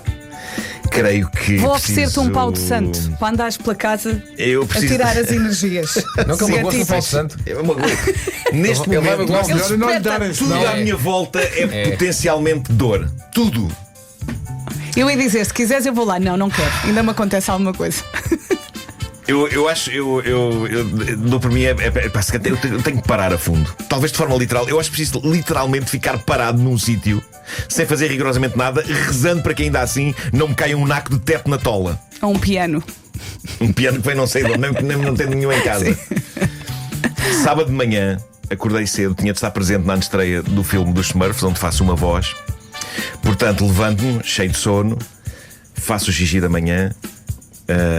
Estava a dormir profundamente quando o alarme tocou, porque estava entre cá e lá. Agora, antes de prosseguir, deixem-me que vos fale da porta da minha casa de banho. Como é uma casa de banho no quarto e como fica numa zona tipo closet no meio de portas de armários, a porta da casa de banho não abre e fecha para dentro ou para fora. Como não há muito espaço, é uma porta de correr. Tem uma calha, não é? E portanto desliza para dentro e para fora da calha. Quando fiz o xixi, não fechei a porta, ficou aberta, embora não totalmente corrida para dentro da calha. Ok. Um terço estava fora. E foi o terço de porta suficiente para que eu, depois de terminar o xixi, depois de puxar o autocolismo e ao sair da casa de banho, arremessasse o meu pé esquerdo descalço com uma força sobre-humana contra aquele naco de porta. Malta, estamos a falar do dedo mindinho do pé esquerdo contra a porta, com aquela Desculpa força, estar a rir. como se não existisse ali uma porta. Reparem, quando eu caí nas escadinhas do meu portão, o meu pé, sempre o meu pé esquerdo, comportou-se como se houvesse ali chão. Não havia porque eu não estava no último degrau e sim no penúltimo. Neste caso, o pé esquerdo comportou-se como se não houvesse ali porta. Só que havia. Então eu arrebento com o pé com toda a força contra a maldita porta. O pé descalço, malta, totalmente desprotegido. Deixem-me que vos descreva os acontecimentos seguintes. Primeiro, de dor. Não há outra palavra para definir. Eu urrei. Eu não sei se não uivei. Olha, mesmo. estavas sozinho em casa. Estava só com as cadelas. Eu estava a uivar que nem um animal ferido no mato. Eu urrei tanto que as minhas cadelas saíram disparadas do meu quarto em pânico. Em pânico. Caio na cama, agarrado ao pé. Dou por mim a perguntar em voz alta: porquê? Porquê? Não sei a quem estava a perguntar. Não sei se era a Deus, não sei se era ao destino, não sei. Sei que, sem que eu conseguisse controlar, perguntei várias vezes porquê. Perguntei porquê. A dor no pé era tanta que eu percebi que tinha o queixo a tremer. Eu tinha o queixo a tremer. Eu estava em estado de choque. Eu estava em estado de choque pela dor e pela estupefação. Eu vivo há uma dúzia de anos naquela casa e só agora estou a cair em degraus e a bater com pés descalços em portas. Se calhar é mesmo a velhice a chegar. Portanto, primeira parte deste processo: dor lancinante, urros, porquê? E depois vocês sabem o que teve de acontecer, não é? Vocês sabem que aquela porta teve de ser punida. Arrancaste a porque porta. a culpa Teve de ser punida. Isto é como as crianças, não é? E eu sei que são objetos inanimados, que não têm culpa, que a culpa foi da minha descoordenação aliada ao sono. Pá, mas alguém tinha de pagar. Alguém tinha de pagar. E como é que tu fizeste essa E porta pagar? A porta pagou. Em fúria insana, e provando que há um fundo de verdade naquele sketch do programa Ruído em que eu entrei, dirijo-me a cochear até à porta, como um vilão num fim de um filme, que já está meio escavacado, mas ainda exige vingança. Puxo a porta para fora da calha e depois arremesso-a várias vezes à bruta para dentro da calha.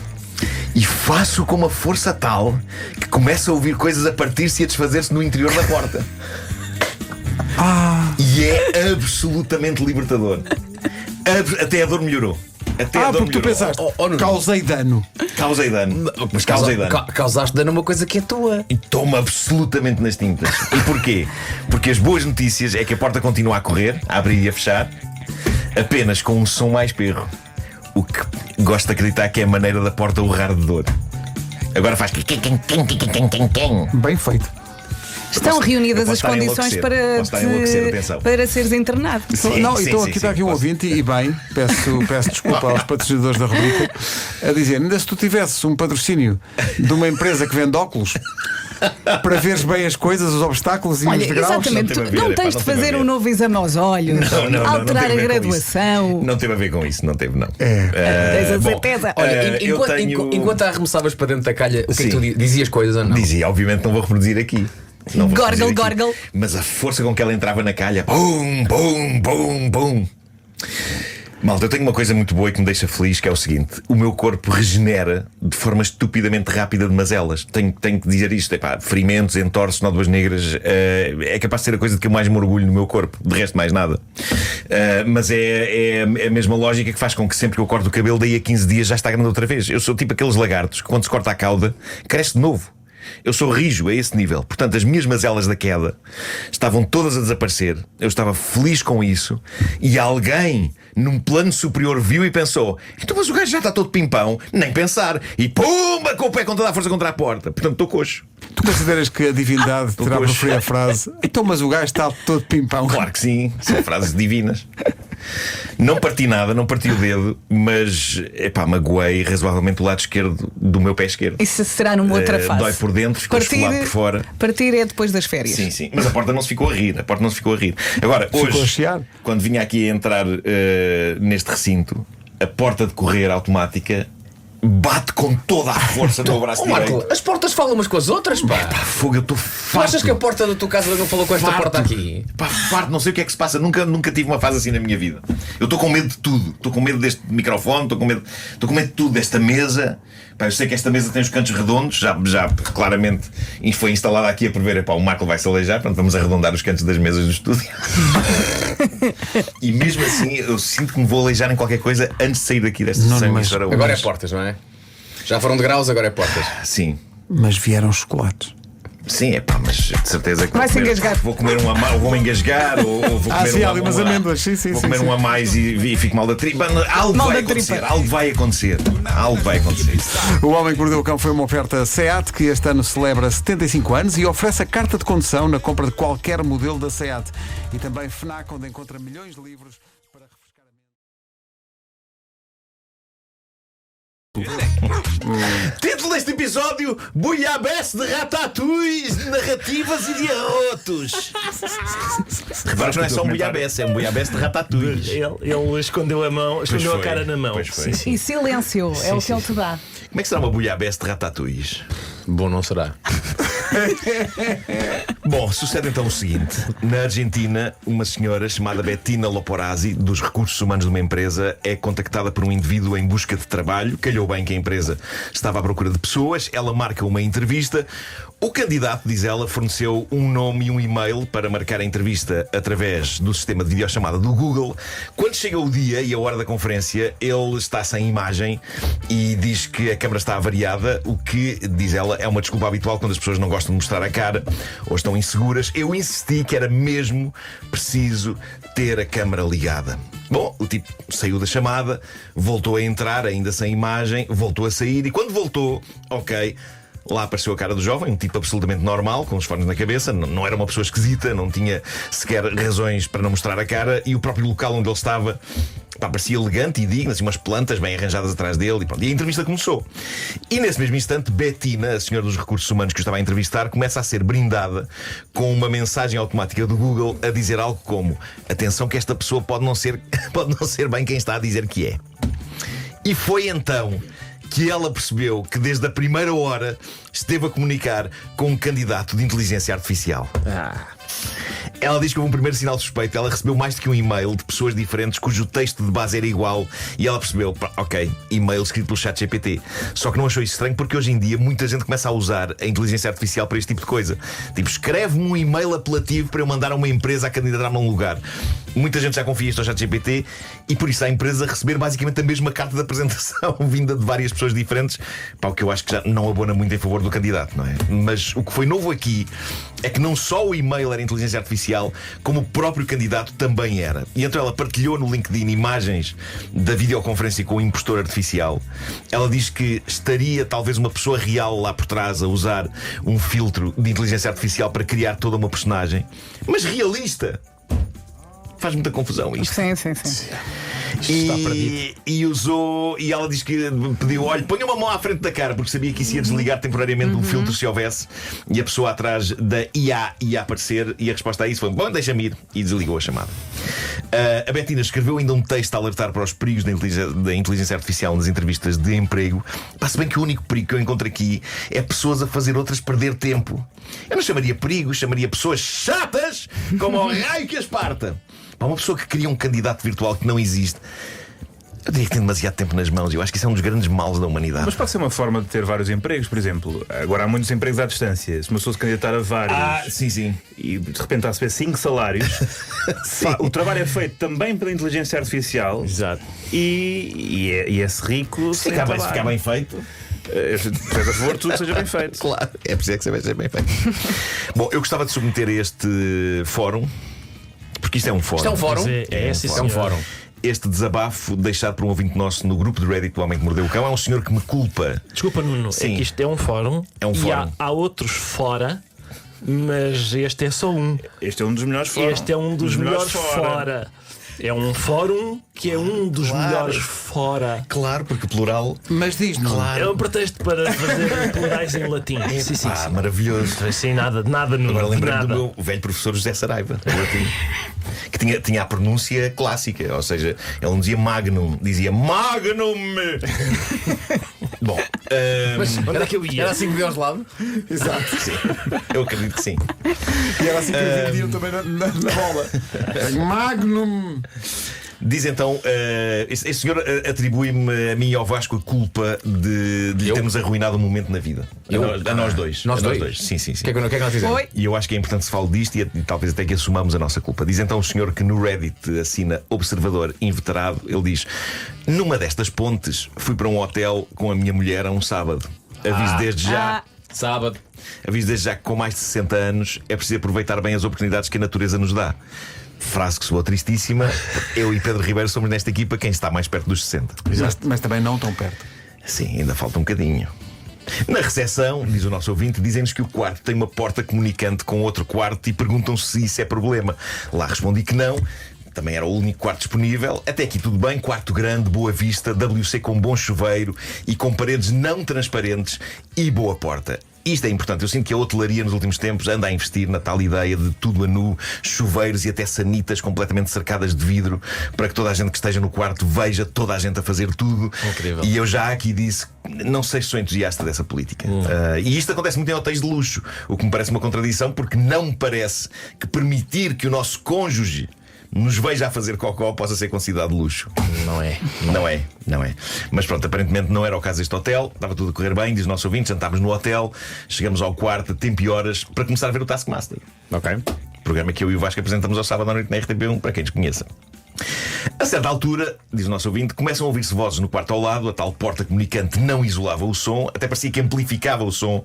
Um casal, por sinal americano, pelo sotaque, falavam bastante alto e era como se estivessem a 1 metro de nós. Lá me tentei concentrar a ver o programa, mas de repente começam a ouvir ruídos do lado de lá da porta, uns gemidos e uma espécie de uns uivos e urros, acompanhados de uns sons com algum ritmo. Então esse é aquele episódio em que o Cândido Costa. Olho para a minha mulher, trocamos um sorriso malandro e, incitado por esse sorriso, pergunto: vamos fazer o mesmo? E ela responde: estás maluco? Quero ver o Taskmaster. E ele diz: Nuno Marco e Vasco Palmeirinho devem-me uma. Vasco, eu não sei o que dizer sobre isto. Eu lamento imenso por este nosso ouvinte. Sinto que se conseguiu alguma coisa na vida quando há pessoas que preferem o nosso trabalho a levar a cabo o ato físico do amor. Mas de facto, e preparem-se para uma triunfal prova de brilhantismo que eu vou disparar a seguir, graças a nós, este senhor de 60 anos ficou apenas agenário, uma vez que lhe tirámos o sexo. Muito lindo. Poça. Bolas, já fiquei. É sério que aplaudimos isto? Sim. É bom. Olha, e depois do episódio? E depois? Ele não conta o que é que aconteceu a seguir, epá, mas eu espero que tenha. Porque ela estava bem disposta a Até rir porque e a natureza acordada. do programa é afrodisíaca, não é? É. As pessoas ficam muito excitadas. Não, mas depois tem que se ver o que é que dá a seguir ao programa. Claro, para ver se... claro que sim. Bom, ainda sobre isto, há um comentário de um outro utilizador do grupo do Reddit, O Homem que Mordeu o Cão. A coisa não fica menos melancólica. Ele diz: tenho 56 anos, como eu o compreendo. Como eu o compreendo. Há um par de anos podia ser todos os dias Natal. Agora há que aproveitar as oportunidades. Nuno, Vasco, grande maldade. Esta mensagem é pessimista. Por outro lado, atenção, ele diz que há um par de anos todos os dias podia ser Natal. Tendo ele 56, ele refere-se à nossa idade, Pedro Ribeiro. Meu Deus. Por isso talvez nem tudo esteja perdido. Meu Deus. Nós teremos mais 2 anos de fulgor. Nuno, achas que na próxima temporada, em cada episódio, devíamos fazer uma pausa no programa para que as pessoas que estão a ver, sendo sábado à noite? Eu acho que não nos podemos esquecer, quando gravarmos a parte de estúdio, eu gostava de começar um episódio prestando homenagem a este senhor. E a dizer, estejam à vontade para fazer. Claro, Exato. Mas está aqui um ouvinte a dizer que esse senhor não é verdadeiramente fã, nomeadamente teu, porque perante essa situação ele podia ter sempre recorrido. Claro. Mas tu também não sabes, Pedro. Não sabes. Bom, e para terminar, arrotos. Até que enfim.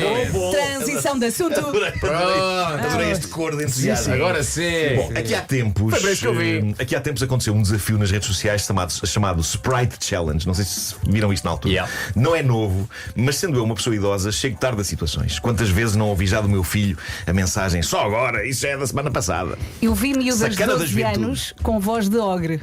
Voz não era bem voz, fabuloso. era ar. É incrível. Eu gosto muito de ouvir pessoas a arrotar quando fazem com arte. Quando é bem feito, Quando não é bem Nuno? feito. Tem que ser bem feito. Não é gratuito. Não é. Há aqui uma arte.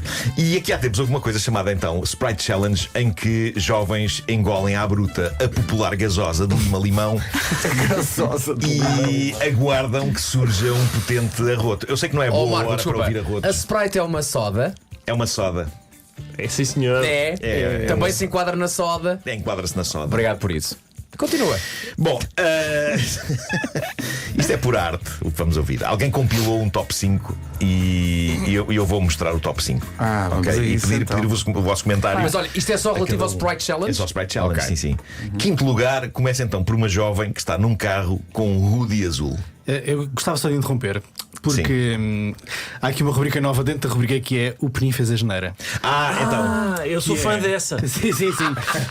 É que o Marco mandou uma mensagem para o nosso grupo a dizer: por favor, separa estes arrotos. Fizeste um bloco de arrotos. E eu pus um bloco de arrotos. Porquê? Porque só vi essa mensagem há cerca de 30 segundos. Ok. Então espera, como é que vamos fazer isto? Mas tu podes dizer isto, portanto, isto é o top 5. É o top 5. É do quinto eu para o posso, primeiro? Eu posso já dizer o que é que cada um, Ok. o que é que consiste cada um e depois ouvimos tudo de seguida. Exato. Então. Ok. Portanto, em quinto lugar é uma jovem que está num carro com hoodie azul, nada de mais. Está sozinha? Está sozinha, dá um bom arroto.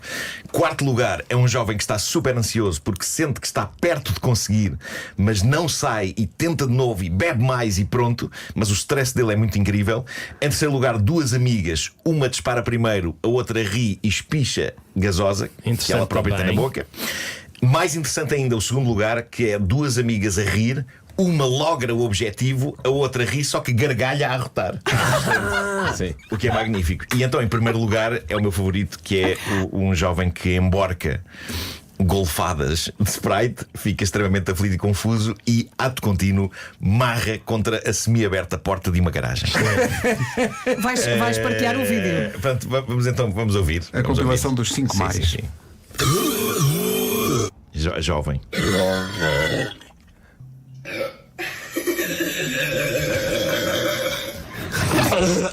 Oh my gosh. What do I do? Este ele está vítima de arroto. Vamos ver uma coisa. Mas espera, pareceu-me que só estavam aqui 3. Eu contei 4. Foi tudo ao mundo. Espera aí, deixa eu ver. Tudo a mão depois foi. E assim encerramos a rubrica O Penin fez a geneira. Vale a pena ouvir outra vez. Então vá. Quinto. Isto é o quinto. Quarto. Este é ótimo. Terceiro. Esta é jovem que está. É jovem que se ri. Pois é. Oh my gosh. What do I do? Este é o que marra contra a semi-aberta porta de uma garagem. O segundo, acho que o segundo é um tenor dos. Sabes quem é que ele é? É uma senhora, acho eu. É o Pavarotti. Mas eu adoro ouvir uma gargalhada com um arroto misturado. Nunca Sim, tinha é ouvido muito antes. giro, Nunca tinha é. ouvido antes na vida. Meu Deus, aquele descarrila rapidamente. Sim, senhor. Ai, tão bom. E eu não sei quem é que inventou a rádio, mas estará certamente a repousar com orgulho. Orgulho. Neste Pensava, momento. foi para isto. Exatamente. Inventei, mas séculos depois, digamos assim. Não foi Marconi? É capaz de ter sido. Mas agora como é que nós Marlon ligamos isto a sugestões literárias? Olha, antes deixa-me dizer que devíamos fazer isto. Todos, fora do ar. desafio? O desafio, bora. Vamos ver, tragam as gasosas. Pois é. Vamos fazer, por Não há favor. gasosas cá no frigorífico. Não sei. Mas chama-se Há arroz. jolas, cajolas. Só as jolas. Mas jolas. Mas se calhar o som é diferente. Sim, tem gás. Mas a Sprite é diferente. Vamos comprar, vamos fazer. Sendo que eu bebi um café com leite, prevejo que não só haja um arroz, como talvez algo mais. Pá. Olha, Fontana de sexta-feira Trevi. de sugestões literárias FNAC. Vamos! Hoje entramos pelo caminho dos grandes sentimentos. Grandes sentimentos, sim, o romance é perfeito para quem se deixa levar por histórias de amor, encontros e reencontros. Nicholas Sparks, Colleen Hoover, Anna Wang, Chloe Walsh conseguem criar mundos onde o coração fala sempre mais alto. Há romances que ficam connosco para sempre. E com até. Com até. Tu adoras. Com até menos 40% de uma seleção FNAC, é fácil apaixonar-se pela próxima leitura. Na FNAC encontra Caminho Livro para todos os géneros literários. Visite já uma livraria FNAC ou FNAC.pt e encontre a sua próxima leitura. Penso que não fazemos suficiente justiça a este trocadilho da FNAC. Encontrar Caminho Livro Como é que não para lembraste? todos os seus. Como é que não lembraste Olha-me disso? Deus.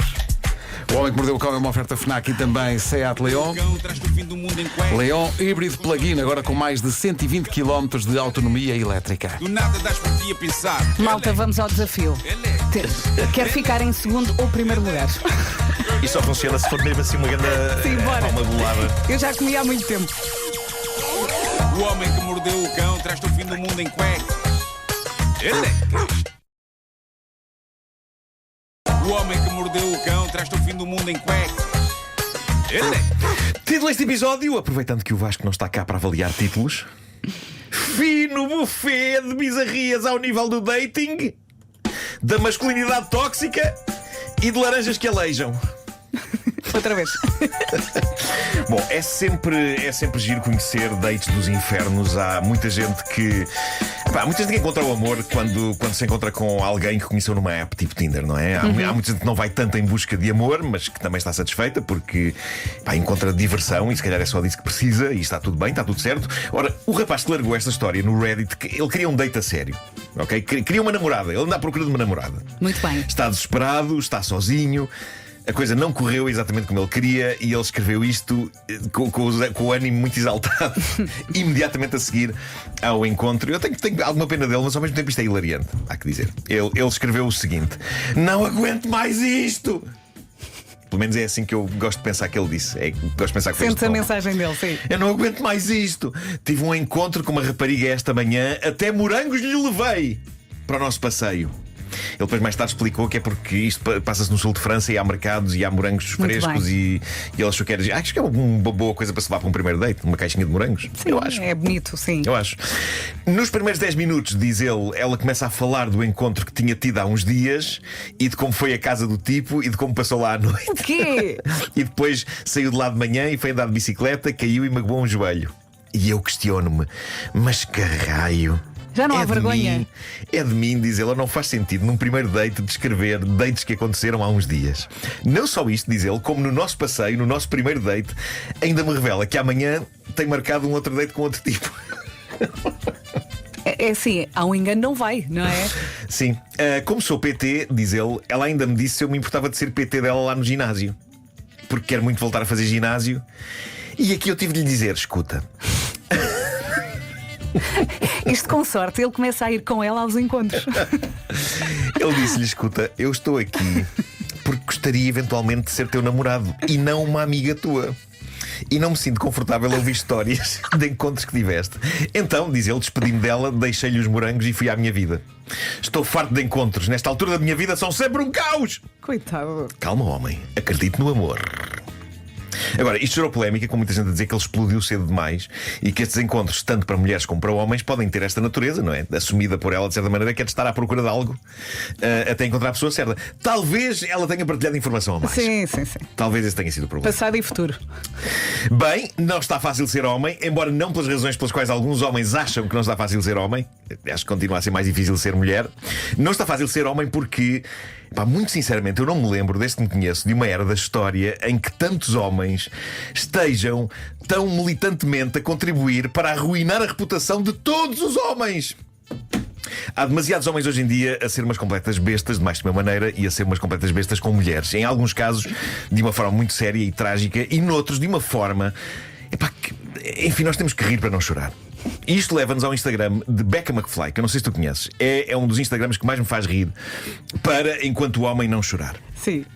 O Instagram dela chama-se He's So Mid. Eu já ponho o link no meu Instagram.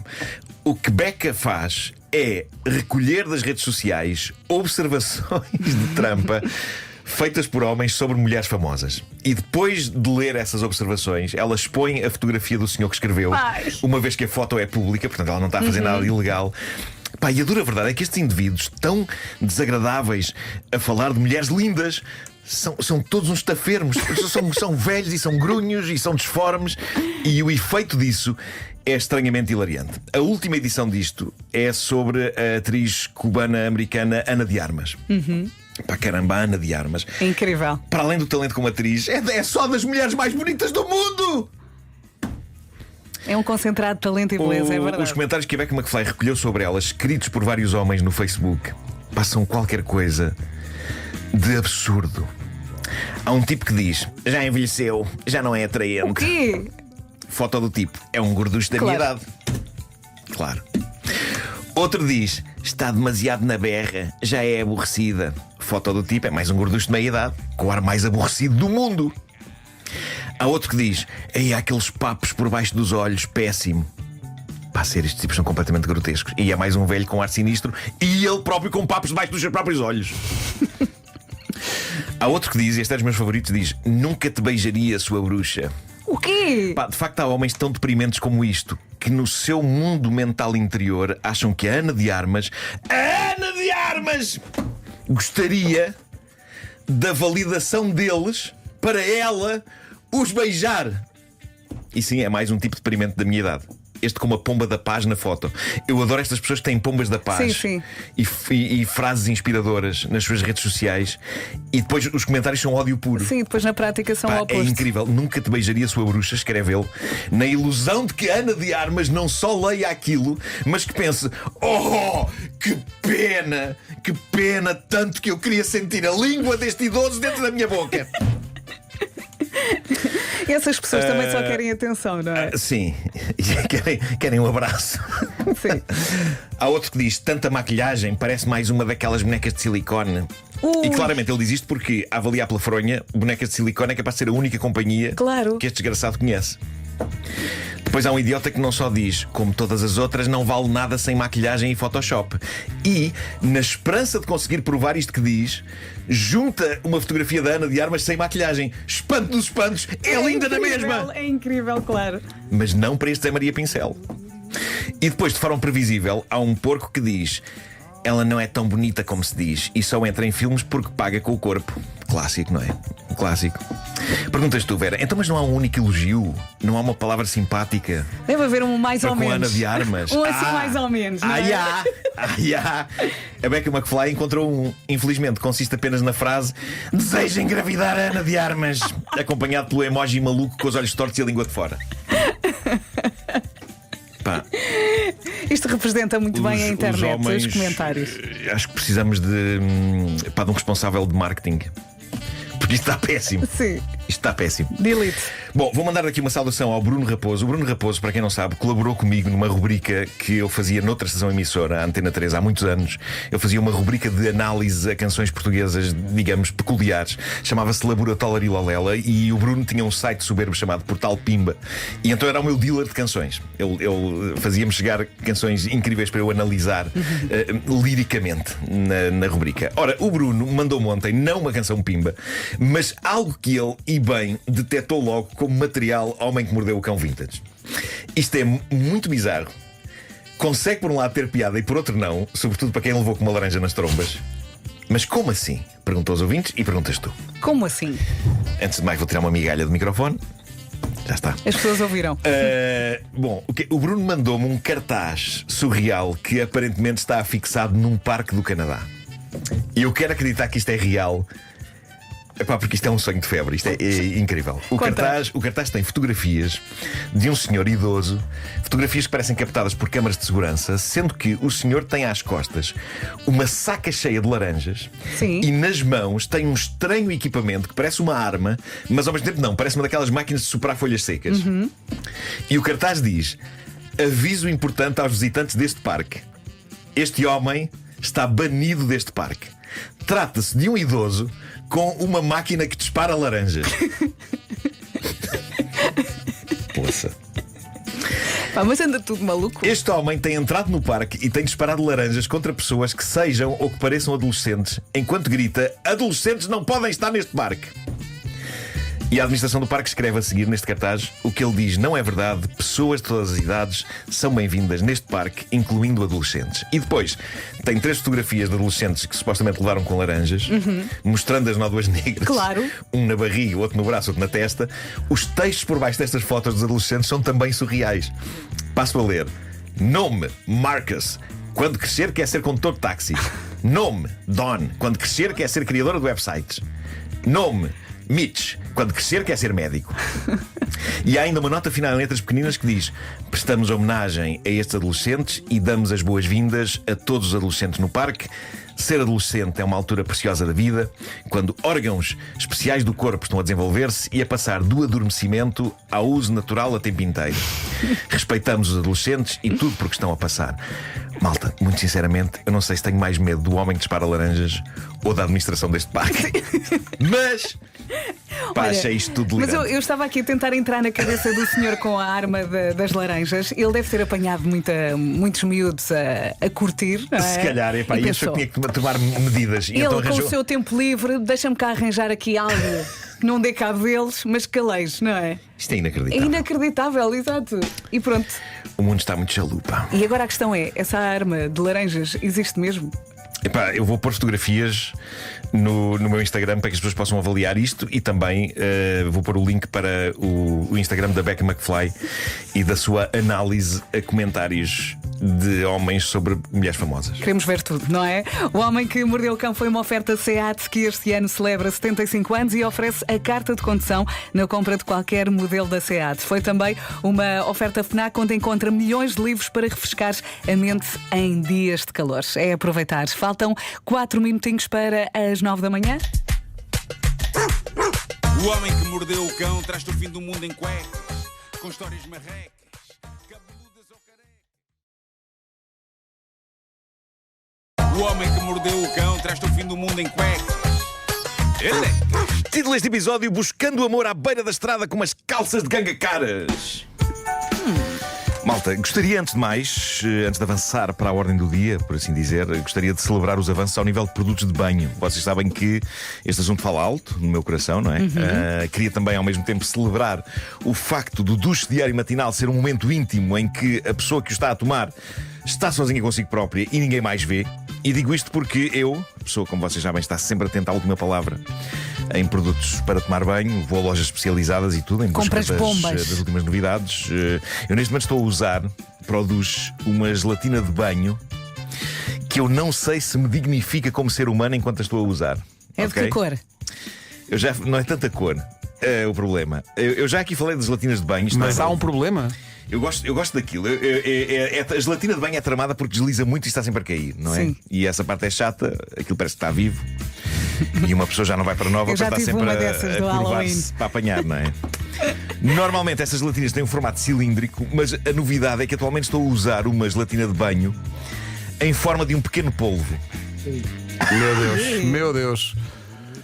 E quando ele está em repouso no polibanho, isso tem tudo para correr parece uma criatura. Tem umas patas e está assim espalmado. E também escorrega?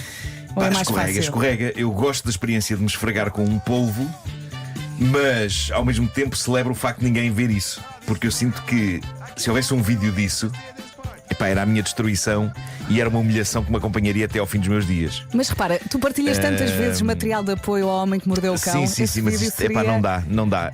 Obrigatório. O tipo de coisa seria o tipo de coisa capaz de apagar tudo o que de bom eu possa ter feito na minha carreira. Estamos a falar de uma coisa que faria com que para sempre eu passasse a ser o tipo que se esfrega com um polvo. Eu peço desde já desculpa pelas imagens que estou a criar na vossa mente. Mas eu adoro aquilo. Ainda bem que alguém inventou um polvo para eu me lavar com ele. Para mim. Que eu agora estou a imaginar-te a lavar. Enfim, não interessa. Não interessa. Vamos deixar só isso. O polvo para mim cheira a framboesa, não é? Na minha cabeça, quando eu saio do duche, parece que me esfreguei em frutos silvestres. No entanto, tenho que dizer que houve um dia em que após o duche fui dar um beijo à minha namorada, à Teresa, naquela de olha que cheiroso que eu estou, que lindo, que lavado, não é? E a resposta dela é: estás doente? E eu disse não. E diz ela: ai, parece que cheiras a Ben-Hur um xarope.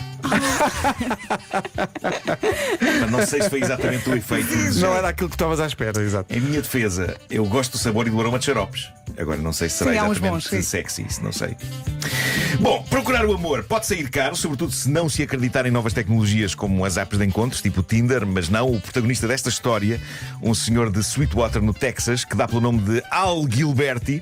Ele é da velha guarda, ele quer fazer as coisas de outra maneira, então está a desembolsar uns bons 400 euros por semana para pagar um cartaz gigante à beira da estrada com a fotografia dele e o apelo a quem queira casar com ele. O senhor não é muito exigente no cartaz, ele só impõe uma condição para as coisas funcionarem entre ele e a mulher que conquistar o seu coração. Ela tem de gostar de karaoke. É só isto. Incrível. O cartaz é maravilhoso, tem a fotografia dele e depois em letras bem grandes diz apenas: homem solitário disponível para mudar de cidade, procura mulher que queira casar e goste de karaoke. E depois tem os contactos todos. Mas também podia arranjar um amigo, não é? Se é para isso. Mas o amigo depois não dá para. Não, ele quer envelhecer ao lado de uma mulher amada. Ele quer cantar e não só. E pronto, isto é um cartaz querido, não é? E fofo. E eu acho que indicador de que talvez este senhor seja de facto uma pessoa extremamente fofa é ele acrescentar, depois desta mensagem, a frase: não envie mensagens enquanto conduz. É muito querido. Muito atencioso da parte dele. Amor, mas é romance e prevenção rodoviária. Mas vai arranjar de certeza. Está certo. as interessadas que primeiro encostem o carro, não é? E mandem depois a mensagem. Nada de, com as ânsias, mandar mensagens a conduzir, porque o cartaz está mesmo à beirinha da estrada. Ele já tem o cartaz posto há 2 semanas, o que significa que 800 euros já lá vão. Mas a coisa parece estar a compensar, que ele diz que já recebeu 400 chamadas de candidatas e 50 e-mails, tudo mulheres fãs de karaoke e em busca de marido. Infelizmente, diz ele, as conversas que teve com estas 450 pessoas por voz ou por e-mail fizeram-no chegar à conclusão de que este primeiro grupo de senhoras parece mais interessada no dinheiro dele do que numa relação profunda e amorosa. Olha, isso agora surpreende. Eu acho que muita gente que percebe que o AL para fazer um cartaz daquele e pagar pagar o preço que um cartaz daqueles custa, partem do princípio que ele é pessoa para ter dinheiro, e de facto ele tem. Mas ele diz ter a certeza de que irá encontrar a pessoa certa em breve. Ele devia pedir às candidatas para cantarem ao telefone. Se calhar. Agora, uma coisa é certa, ele diz que não está a pensar retirar dali o cartaz, está disposto a continuar a desembolsar 400 euros por semana até aparecer a mulher que lhe vai arrebatar o coração. Notem uma coisa, isto talvez seja de interesse para mulheres solitárias e em busca de amor sob a forma de um fã de karaoke de 70 anos. Ele dá prioridade a mulheres que vivem na América, mas está a considerar a possibilidade de abrir isto a mulheres europeias. Ele diz que adora a Europa. E eu recordo aqui as condições para ouvintes nossas, solteiras, eventualmente ficarem alertas. Já sabem que têm de querer casar e, muito importante, têm de gostar de karaoke. E na entrevista que ele deu ao Daily Mirror, ele encaixa, como quem não quer a coisa, mais 2 características. Tem de ser magra e parecer sábia. Não tem de ser sábia, notem. Tem de parecer, Tem de parecer sábia. Já está a pedir. Quanto ao que ele pode oferecer, diz ele: sou um bom ouvinte, tenho a mente aberta, tenho uma boa reforma. Ele era promotor de bandas, deve ter tido uma vida bastante rock and roll, não é? E ele diz ainda: estou em ótima forma, não liguem à minha idade. Ele está solteiro desde 2015, após uma relação de alguns anos com uma mulher 26 anos mais nova do que ele. Só que desafinava, não é? Se calhar. Mas o facto de ela ser 26 anos mais nova, diz ele, mostra como tenho a mente aberta, diz ele. Mas ele disse que tinha uma boa reforma. Se calhar devia tirar essa parte. Se calhar. Não atrai as outras todas, não é? Sim. E ele diz que agora quer assentar, quer viver a última fase da sua vida com a mulher certa e cante com ele em bares de karaoke. Não podemos esquecer-nos deste. Esse detalhe é muito importante. Detalhe, claro que sim. Para terminar, moda, quero falar-vos de umas calças de ganga. Umas calças de ganga criadas pelos designers de luxo Jordan Luca, já para a próxima temporada do outono-inverno. Mas o que é que tem essas calças? Começo por avisar, eu vou falar dessas calças. Já muitos ouvintes nossos vão desejar muito tê-las. Malta, estão esgotadas, ok? Estão esgotadas, lamento imenso. Mas já agora vou começar por dizer quanto custavam estas calças. Então. Estamos a falar de uns jeans pelos quais pessoas desembolsaram 585 euros. Bom, então, mas. Ok? O preço não afastou compradores. As calças, como eu disse, estão esgotadas. E agora quero falar um pouco sobre o design e o conceito destas calças de ganga. A grande característica destas calças de ganga é que têm na zona frontal, na zona pélvica, uma enorme mancha. O conceito destas calças de luxo, lamento dizê-lo, é fiz xixi nas calças. Bom. Pretende ser uma calça provocadora. Nós já temos visto as coisas que algumas marcas de luxo têm feito, não é? Design para ricos, feito com base na vida dos pobres. Há malas de luxo inspiradas por sacos de supermercado, por exemplo, ou inspiradas em pacotes de papel de fast food. Mas aqui é outro patamar. Aqui a ideia é tornar a incontinência em estilo. Muito bem. Portanto, estes designers de moda. O teu comentário é muito bem. Pretendem que eles pretendem que isto seja tendência. Ou Calças seja, de ganga caríssimas, de alta qualidade. Com essas calças podes fazer de facto xixi nas Podes, está disfarçado, não é? Claro. Que bom, não é? Eles querem que isto seja tendência, a simulação de que a pessoa que as veste se urinou nelas. Vantagem desta tendência é que uma pessoa com umas calças de ganga baratas pode apanhar este comboio de maneira fácil. Sim, é só. Urinando-se. Sim. Não é preciso comprar umas calças caras. Haverá sempre alguém que vai dizer: epá, então fizeste xixi nas calças. Não, é moda. É moda. Saberão que é mais que isso. Trata-se de moda. 580 euros. Vocês saberão que estão fashion. certeza. Estão como dizer urine chic. Mas pronto, ficam a saber: outono e inverno 2024, calça urinada é a cena. Eu estou a pensar em criar a minha própria linha. Tenho um nome internacional espetacular para isto. Diz lá. Primeiro, uma palavra que signifique individualismo, idiosincrasia, personalidade. A palavra eu, em inglês, me. E depois pensei na palavra jeans, que é fixe, mas para ter mais estilo, talvez aproveite só a primeira letra da palavra jeans em inglês, J. Calças de ganga com uma mancha à frente, simplesmente mijei.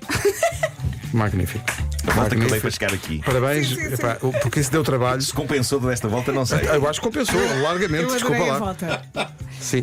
Atenção que há aqui um ouvinte a dizer que tu ainda estás imbuído do espírito da emissão do 25 de Abril, mesmo no duche, porque para ti mesmo no duche o polvo é quem mais ordena. Certo.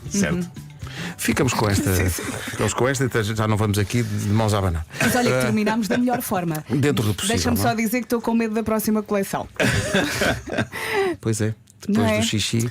Agora vou ter que pôr fotografias disto no Instagram para as pessoas verem. claro. O homem que mordeu o cão traz-te o fim do mundo em cuecas. Elecas. O homem que mordeu o cão traz-te o fim do mundo em cuecas. Elecas. Título deste episódio: Campismo, uma saga. É simples, mas é o que é. Uma ouvinte nossa, que tem o nome de Reddit adorável de Margarita Frágola. Tem o nome de Reddit. Ela chama-se Reddit. O ouvinte tem o nome de Reddit. Reddit da Cunha. Ela chama-se Margarita. Chama-se não, é o nome que ela tem lá, Margarita Frágola. Traz-nos o. Deve haver um restaurante com este nome, um restaurante italiano. Deve. Margarita Frágola, pizzaria. Ela traz-nos o tipo de narrativa que eu sinto que seria também a minha narrativa caso eu um dia achasse boa ideia fazer campismo. Não é uma coisa que esteja inteiramente de parte na minha mente, mas só o farei quando sentir que não tenho mais nada para dizer nesta rubrica. Sinto que eu, Nuno Marco, a fazer campismo será material de que se fazem as lendas. Porque não tenho dúvidas que tudo vai correr mal. Tudo vai correr mal. A Margarita e a sua família são claramente da minha estirpe, são pessoas que não foram construídas física e emocionalmente para certo tipo de atividades, como campismo, mas ainda assim, e sem que ninguém tenha tido o bom senso de sugerir, não seria melhor ficarmos num hotel, decidiram fazer campismo. Zero preparação para isso, mas achavam que estava na altura de o fazer porque, nas palavras da Margarita, é baratinho, é giro para os miúdos, estar junto da natureza, criar memórias, blá blá blá. A questão é, que memórias, pergunto eu, que memórias queremos deixar à petizada? Será que são estas que aconteceram a estas queridas pessoas? Primeiro passo, adquirir aquilo de que é feito o campismo, não é? Que é uma tenda.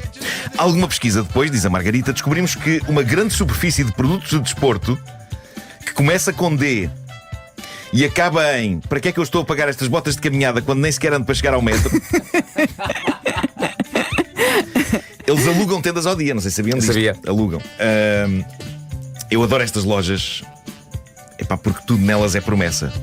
Não sei qual é que é a vossa relação com estas lojas de desporto grandes, mas quando eu entro lá Eu também quero tudo. é como se eu já estivesse a fazer desporto. Adoro. Como se eu estivesse a ter uma vida saudável. Só de estar lá dentro. Dá-me vontade de comprar tudo, pá. E mas todas muitas as tendas vezes- que estão à porta, não é? Eu quero ficar com todas. Só que muitas vezes a única coisa que eu levo lá de lá é o que eu levo de lá da loja é o quê? São barras de chocolate Ovomaltine. Claro. E adoro. São maravilhosas. São umas que há ali junto às caixas. Sim, Só sim, ali, sim. E às vezes uma garrafinha de E eu água. digo a mim próprio que é saudável. Porque não é cereais, não é? E porque é numa loja de desporto, portanto está Claro. óbvio. Tudo o que é na loja de desporto é saudável. Até aquelas cadeiras de campismo que têm aquele Sim. buraco para pôr a cerveja. Claro. É pá, assim que levar aquilo para cá, para a minha sala. Prosseguindo a saga da Margarida e da sua família. Perfeito, pensámos. Equipados, mas sem compromisso para o futuro. O meu companheiro, que vou passar a chamar de Jota, faz mergulho e juntaríamos as duas coisas. Um destino com parque de campismo com piscina e boas praias para mergulho e banhos. E foi assim que escolhemos Porto Covo, que, diz ela, digo desde já, é um sítio lindíssimo e onde toda a gente tem de ir pelo menos uma vez na vida. Permitam-me fazer aqui uma pausa para confirmar entusiasticamente que sim, que Porto Covo é um dos meus lugares favoritos à face da Terra, no qual e perto do qual já passei férias incríveis, umas delas num grupo que incluía Pedro Ribeiro. Sim, Estávamos nessa na Cabeça de lendária Cabra, lá está. localidade, Cabeça Claro, de Cabra. mas íamos várias vezes jantar e conviver em Porto Covo, onde apanhámos também uma das maiores molhas da Molhas nossa de vida. sempre. Claro. Estávamos no bar 31. Eu pensava que iam dizer bebedeiros. Não, molhas. Molhas. Mas não Vera, desviamos da... molhas é o código para o verdadeiro. Ok. Exato. Mas voltemos à aventura desta família no campismo. Diz a Margarita, a empreitada pressupôs também colchões para encher no local, os quais adquirimos. Só para deixar claro, a minha experiência anterior de campismo, diz ela, foi na caravana dos meus pais e a de ambos a ocasional montagem de tenda para 2 pessoas num festival de música. Isto parece-me todo um outro nível que há aqui. Não teria valido mais a pena pedir emprestado outra vez a caravana aos pais, partindo do princípio que ainda funciona? Se calhar um bocadinho melhor. O primeiro desafio, diz a Margarita, chegou logo quando fui sem o Jota buscar a tenda à loja. Não estava bem preparada para o chouriço gigante e pesado que me meteram nas mãos, o qual tive logo imensa dificuldade de passar do carrinho de compras para a mala do carro, apenas com a ajuda do meu filho de 10 anos. Aqui, um primeiro erro que foi não verificar se estava tudo dentro do saco. Eu diria que uma tenda para 4 pessoas tenderá a não ser propriamente um saquinho de plástico, não é? Ela devia ter levado mais alguém. Disseste que a tenda tenderá? A tenda tenderá. A tenda tenderá. A tenda tenderá? A tenda tenderá. Com a mala cheia, inclusive é com aquela mesa de campismo azul que tem os bancos acoplados. Adoro. Eles até tinham esta mesinha. Adoro. Esta mesinha de Nunca abrir. tive. Adoro. Eles levaram isto mesmo a sério, não é? Isto não era campismo ocasional. Estas pessoas queriam iniciar uma nova abordagem às férias, claramente não apenas para estas férias, mas se calhar para todas as que viriam. Lá partimos de Lisboa, diz a nossa ouvinte, uma sexta-feira ao final de tarde, cheios de esperança de ter um fim de semana de descanso e regresso às coisas simples da vidinha. Sendo sexta-feira ao final de tarde, é de antecipar que chegámos ao parque de campismo já quando estava a anoitecer. Epá, claro. Eu diria que ir para Porto Covo desde Lisboa até ao fim da tarde é o tipo de coisa que até a mim me faria pensar se calhar é melhor ir amanhã de manhã. Fim de tarde. Mas pronto, logo à chegada, diz a Margarita, primeira má notícia, a piscina só abria no fim de semana seguinte. Ui. Alguma desilusão momentânea, mas rapidamente ultrapassada porque as praias da zona são lindas, de facto, e havia expectativa de bom tempo, apesar de ainda ser primavera. Mas isto era menino para isto, para ainda em Lisboa e ignorar o passo, deixa cá ver se a piscina já está aberta. Sim. Seguiu-se o segundo erro da empreitada, diz a Margarita, a escolha do sítio onde íamos armar a barraca. Demos uma volta pelo parque, que é daqueles que têm caravanas, que são quase casas alugadas durante o ano inteiro. Isto tem a vantagem de fazer com que o parque estivesse quase vazio, mas com a desvantagem de deixar poucos lugares disponíveis. A isto juntava-se a nossa nabice como campistas, porque levámos um fio curto que nos obrigava a ficar perto de uma caixa de eletricidade. Pá, São Marcos! Isto podia ser uma aventura minha no campismo. Isto é uma família de almas gêmeas. Para mim. E pela descrição que a Margarita faz, claramente não havia uma pessoa neste casal que fosse a mais responsável, não é? Eles foram os dois fazer campismo semi-improvisado e seja o que Deus quiser. Estou comovido, porque eles são eu. Já estava a ficar escuro, diz a Margarita, por isso lá escolhemos um alvéolo, que além de ser parte dos pulmões também é assim que se chama o pedacinho de terreno onde podemos assentar arraiais num parque de campismo. Além disso, uma palavra engraçada só por si. Alvéolo. Até nisto eles são parecidos comigo. Obviamente que eu adoro a palavra alvéolo. É uma daquelas palavras que tem vaselina. Escorrega. Alvéolo. Vamos para aquele alvéolo. Bom, adiante, diz ela. E digo eu também. Este alvéolo parecia bom demais para estar vazio. Tinha sombra e eletricidade mesmo ao lado. Bem, nessas coisas que eu me diferencio deles. É que apesar de tudo eu desconfio imenso de quando alguém é bom demais. Já houve tempo em que não era assim. Mas essa idade da inocência já se foi. Eu era aquele tipo de pessoa de otimismo inabalável. Eu via um lugar vazio, não é? Numa rua cheia de carros estacionados. E pensava, mas como é que nenhum tanto estacionou aqui? E no regresso ao carro encontrava a polícia e um reboque prestes a levar o carro. E era brindado com a questão: então o senhor não viu que isto era uma embaixada? E eu, não. Aconteceu. Mas pronto, a Margarida e a sua família descobriram um local ideal para literalmente montar a tenda. Sombra e eletricidade ali ao lado. Talvez tivesse, segundo ela, um pouco mais de areia que o normal, mas pronto, no chão, mas ok. Diz ela que começava assim a segunda e mais importante fase da nossa ainda curta epopeia: montar a tenda, toca abrir o saco, tirar tudo cá para fora, verificar logo que faltava a bomba, que estava na descrição do que nos devia ter sido entregue. E diz ela, falta um pormenor importante que eu não mencionei. Quando estávamos a escolher a tenda havia duas hipóteses: a tenda normal, com a estrutura com ferros, ou uma mais modernaça que era sustentada por pilares insufláveis. Qual a nossa opção? A insuflável, claro. Eu já não caía neste erro, malta, porque eu adoro coisas insufláveis. Eu acho que todo o mundo devia ser insuflável. Tenho este sonho de criar um enorme parque de insufláveis. Acho que já partilhei isto convosco, não apenas para crianças, mas para adultos. Eu amo insufláveis. Não, melhor, criança não entra. Criança não entra, só para adultos. Amo insufláveis. Sabem o que é que eu odeio? Esvaziar insufláveis. Depois. E nas primeiras férias que eu passei com a minha namorada, comprámos um colchão insuflável que eu considero maior do que a própria vida. Era lindo. E desinsuflá-lo no último dia de férias. Ui. Há fotografias. A Teresa fotografou-me a lutar contra o colchão em absoluto desespero. E ela viu-me uma histeria num estado de nervoso a tentar esmagar o colchão para o ar sair todo. Um desespero insano que envolveu gritos e impropérios. Qualquer outra mulher pensava: este tipo é maluco, não é isto que eu preciso na minha vida. E ainda assim ela não desistiu. Já eu, a dada altura, desisti do colchão. Impossível voltar a enfiá-lo na caixa, e então foi meio insuflado para Lisboa. Bom, como tínhamos colchões para encher, diz a Margarita, levámos 2 bombas com bateria. Boa. Só que, diz ela, 2 bombas com bateria que rapidamente percebemos que não serviam para a tenda. Valeu-nos o Jota, que é prevenido, levou uma bomba de dar à mão. Afinal há alguém ligeiramente mais prevenido neste clã, mas pá, encher uma tenda gigante à mão é melhor que se fosse com a boca. Mas ainda assim, pobres braços. Os pilares insufláveis faziam uma espécie de cúpula que sustentava a tenda, que é daquelas com 2 quartos e uma entrada, espaço comum entre eles. Tinha wall e tudo. Percebemos isto pelo desenho das instruções, diz ela. Eram naturalmente difíceis de entender, estavam presas ao saco, como se fossem uma etiqueta. E é até aqui que este relato se sustenta com alguma lógica, porque a partir daqui foi o caos total. Ótimo, é o que a gente quer. Em primeiro lugar, mesmo com os pilares cheios, a tenda não se aguentava em pé. Demos a volta à base várias vezes, mudámos a nossa ideia de onde seria à frente, noutras tantas. O ponto é que isto está quando não se sabe qual é a parte da frente e a de trás de uma tenda. Péssimo sinal. Procurámos no YouTube instruções de montagem daquele modelo, onde pessoas super sorridentes e com coletes com muitos bolsos demoravam 5 minutos a montá-la, claro. Irrita-me sempre isto nos manuais de instruções do YouTube, que Pá, aquelas pessoas fazem com que tudo pareça tão fácil e tão intuitivo e simples, não é? Grandes porcas. Diz a Margarita, convencemos-nos alternadamente que tínhamos trazido um modelo diferente da que estava nas instruções. Entre um ou outro insulto à grande cadeia desportiva e umas chamadas de atenção mais exaltadas aos miúdos, que estavam naturalmente entre a confusão total e alguma excitação febril por ver os pais tão desorientados, a noite chegou completamente e estávamos a iluminar a nossa área de trabalho com as lanternas dos telemóveis. Imagina a luzerna, parecia um estádio. Pergunto a vocês, mas estavam ao pé da eletricidade, porque é que só tinham as pífias lanternas dos telemóveis? Diz ela, é que a chave da caixa de eletricidade só nos era dada quando escolhêssemos o local definitivo onde ficar, e nem isso estava certo. E porquê? Diz ela, pelo meio do desespero crescente, o Jota, o marido, começou a espirrar. E é por esta altura que eu devo mencionar que o Jota é alérgico a gatos. Como é que gatos entram aqui ao barulho? Ela explica já a seguir.